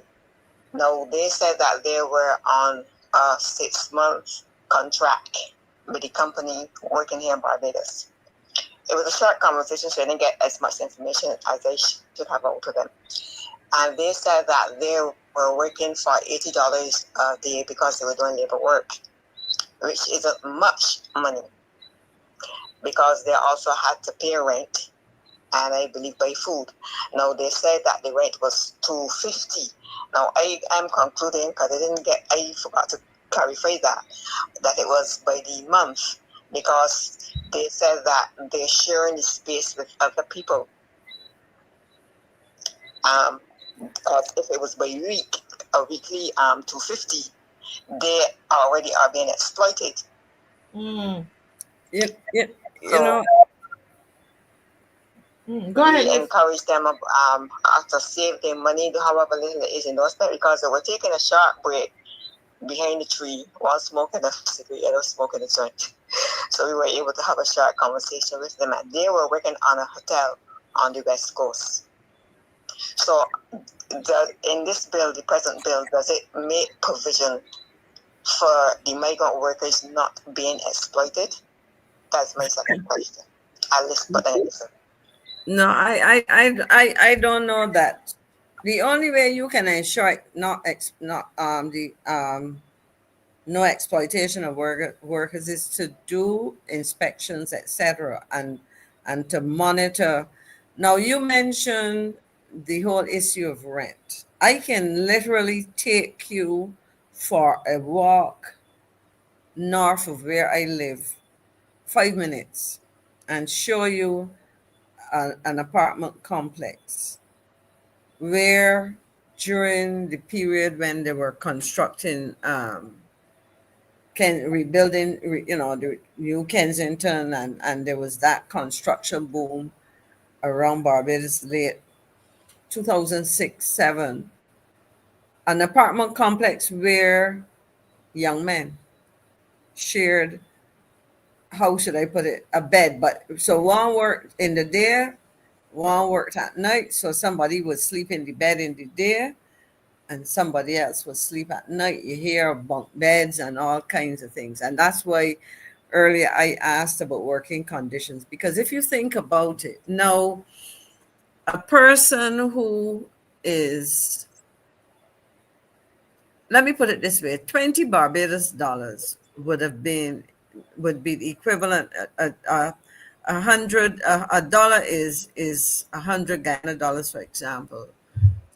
So 20 would be $2,000 if my math is correct. That might have been not too bad before. I can tell you that in my most recent visit to Ghana, which was last year, I saw significant rise in prices, which probably reflects what's happening in the economy. Similarly, I'm not sure was the current exchange rate for the Jamaica dollar, but so a remittance, a small remittance, when you do the currency transfer, may be reasonable. I mean, better than nothing sending home. My concern is when you look at that pay, if that is, as you say, the person has to cover his or her expenses from that, then it makes it difficult for that person to survive on legitimate income. And I stress legitimate income, because the temptation would be for people to get involved in activities that, I remember as the minister responsible for immigration, having applications by young women for work in agriculture. And then you would discover that the persons came in and maybe turned up, and then the people come back applying again. And then you ask the question, the people just absconded because the intention was not to come and work in agriculture. In any case. But then you would find them dancing in clubs or worse. Mm-hmm. And the whole exploitation. So, when you look at this and we talk about managed migration, when we talk about the importance of monitoring, because I mean, where people are looking to escape poverty and unemployment in their homeland, they can be subject to exploitation here. Unscrupulous employers, as you say, who are paying below rates, or who may say, we'll provide accommodation and you get a lower gross and net pay, but then you check the quality of the accommodation and it is not up to par. People's passports were taken away. I've spoken previously of a young man who I came to know very well when I traveled to Guyana. And I was trying to see if I could recover for him money owed to him. He left, and out of frustration, left being owed money. And they explained to me the conditions under which he found himself working. Mm-hmm. And I can tell you that as much as people sought to criticize me, one of the discussions I had with my then counterpart in Ghana was the whole issue of this matter of exploitation, etc., because this was something we had to tackle. And then, of course, on her end, she had to say to people, you just don't turn up and decide you like the country, you're not leaving. But we also had to consider the dangers of exploitation of people who were seeking to improve their financial situation. Yeah. So it is okay. Marcia, I see a comment here quickly. So Maxie, what can you say about the Chinese quarters bill along Short Walker's Road? comment is because it's 10:10, so I try not to go too much over. Okay. So we Okay. go. Now, well, this is an issue. I can tell you that there were issues and concerns which had to be addressed during the time that I was aware of conditions where Chinese were residing on work sites, and people had to be called in to deal with those issues because there were a number of what I would call violations, conditions which were not acceptable within the context of what we considered appropriate in Barbados. Yes. Wow. Well, this has been a full, my goodness, it's 3 hours, it's gone already. But Dave, if you could put back what's on the screen there in essence, it kind of summarizes. Dave, if we can just put that back quickly, what we are demanding, what we are asking, what we need to be looking out for, based on our discussion, what to watch for our demand concerning this free movement on October 1st. If it just switched. David switched and I can't read it. Thank you. ID. Will Trident ID be extended or special ID for free movement nationals? We want that to be clear. Voting, eligibility, rules for non-citizens under free movement. We want to understand that clearly. Come out and tell us clearly.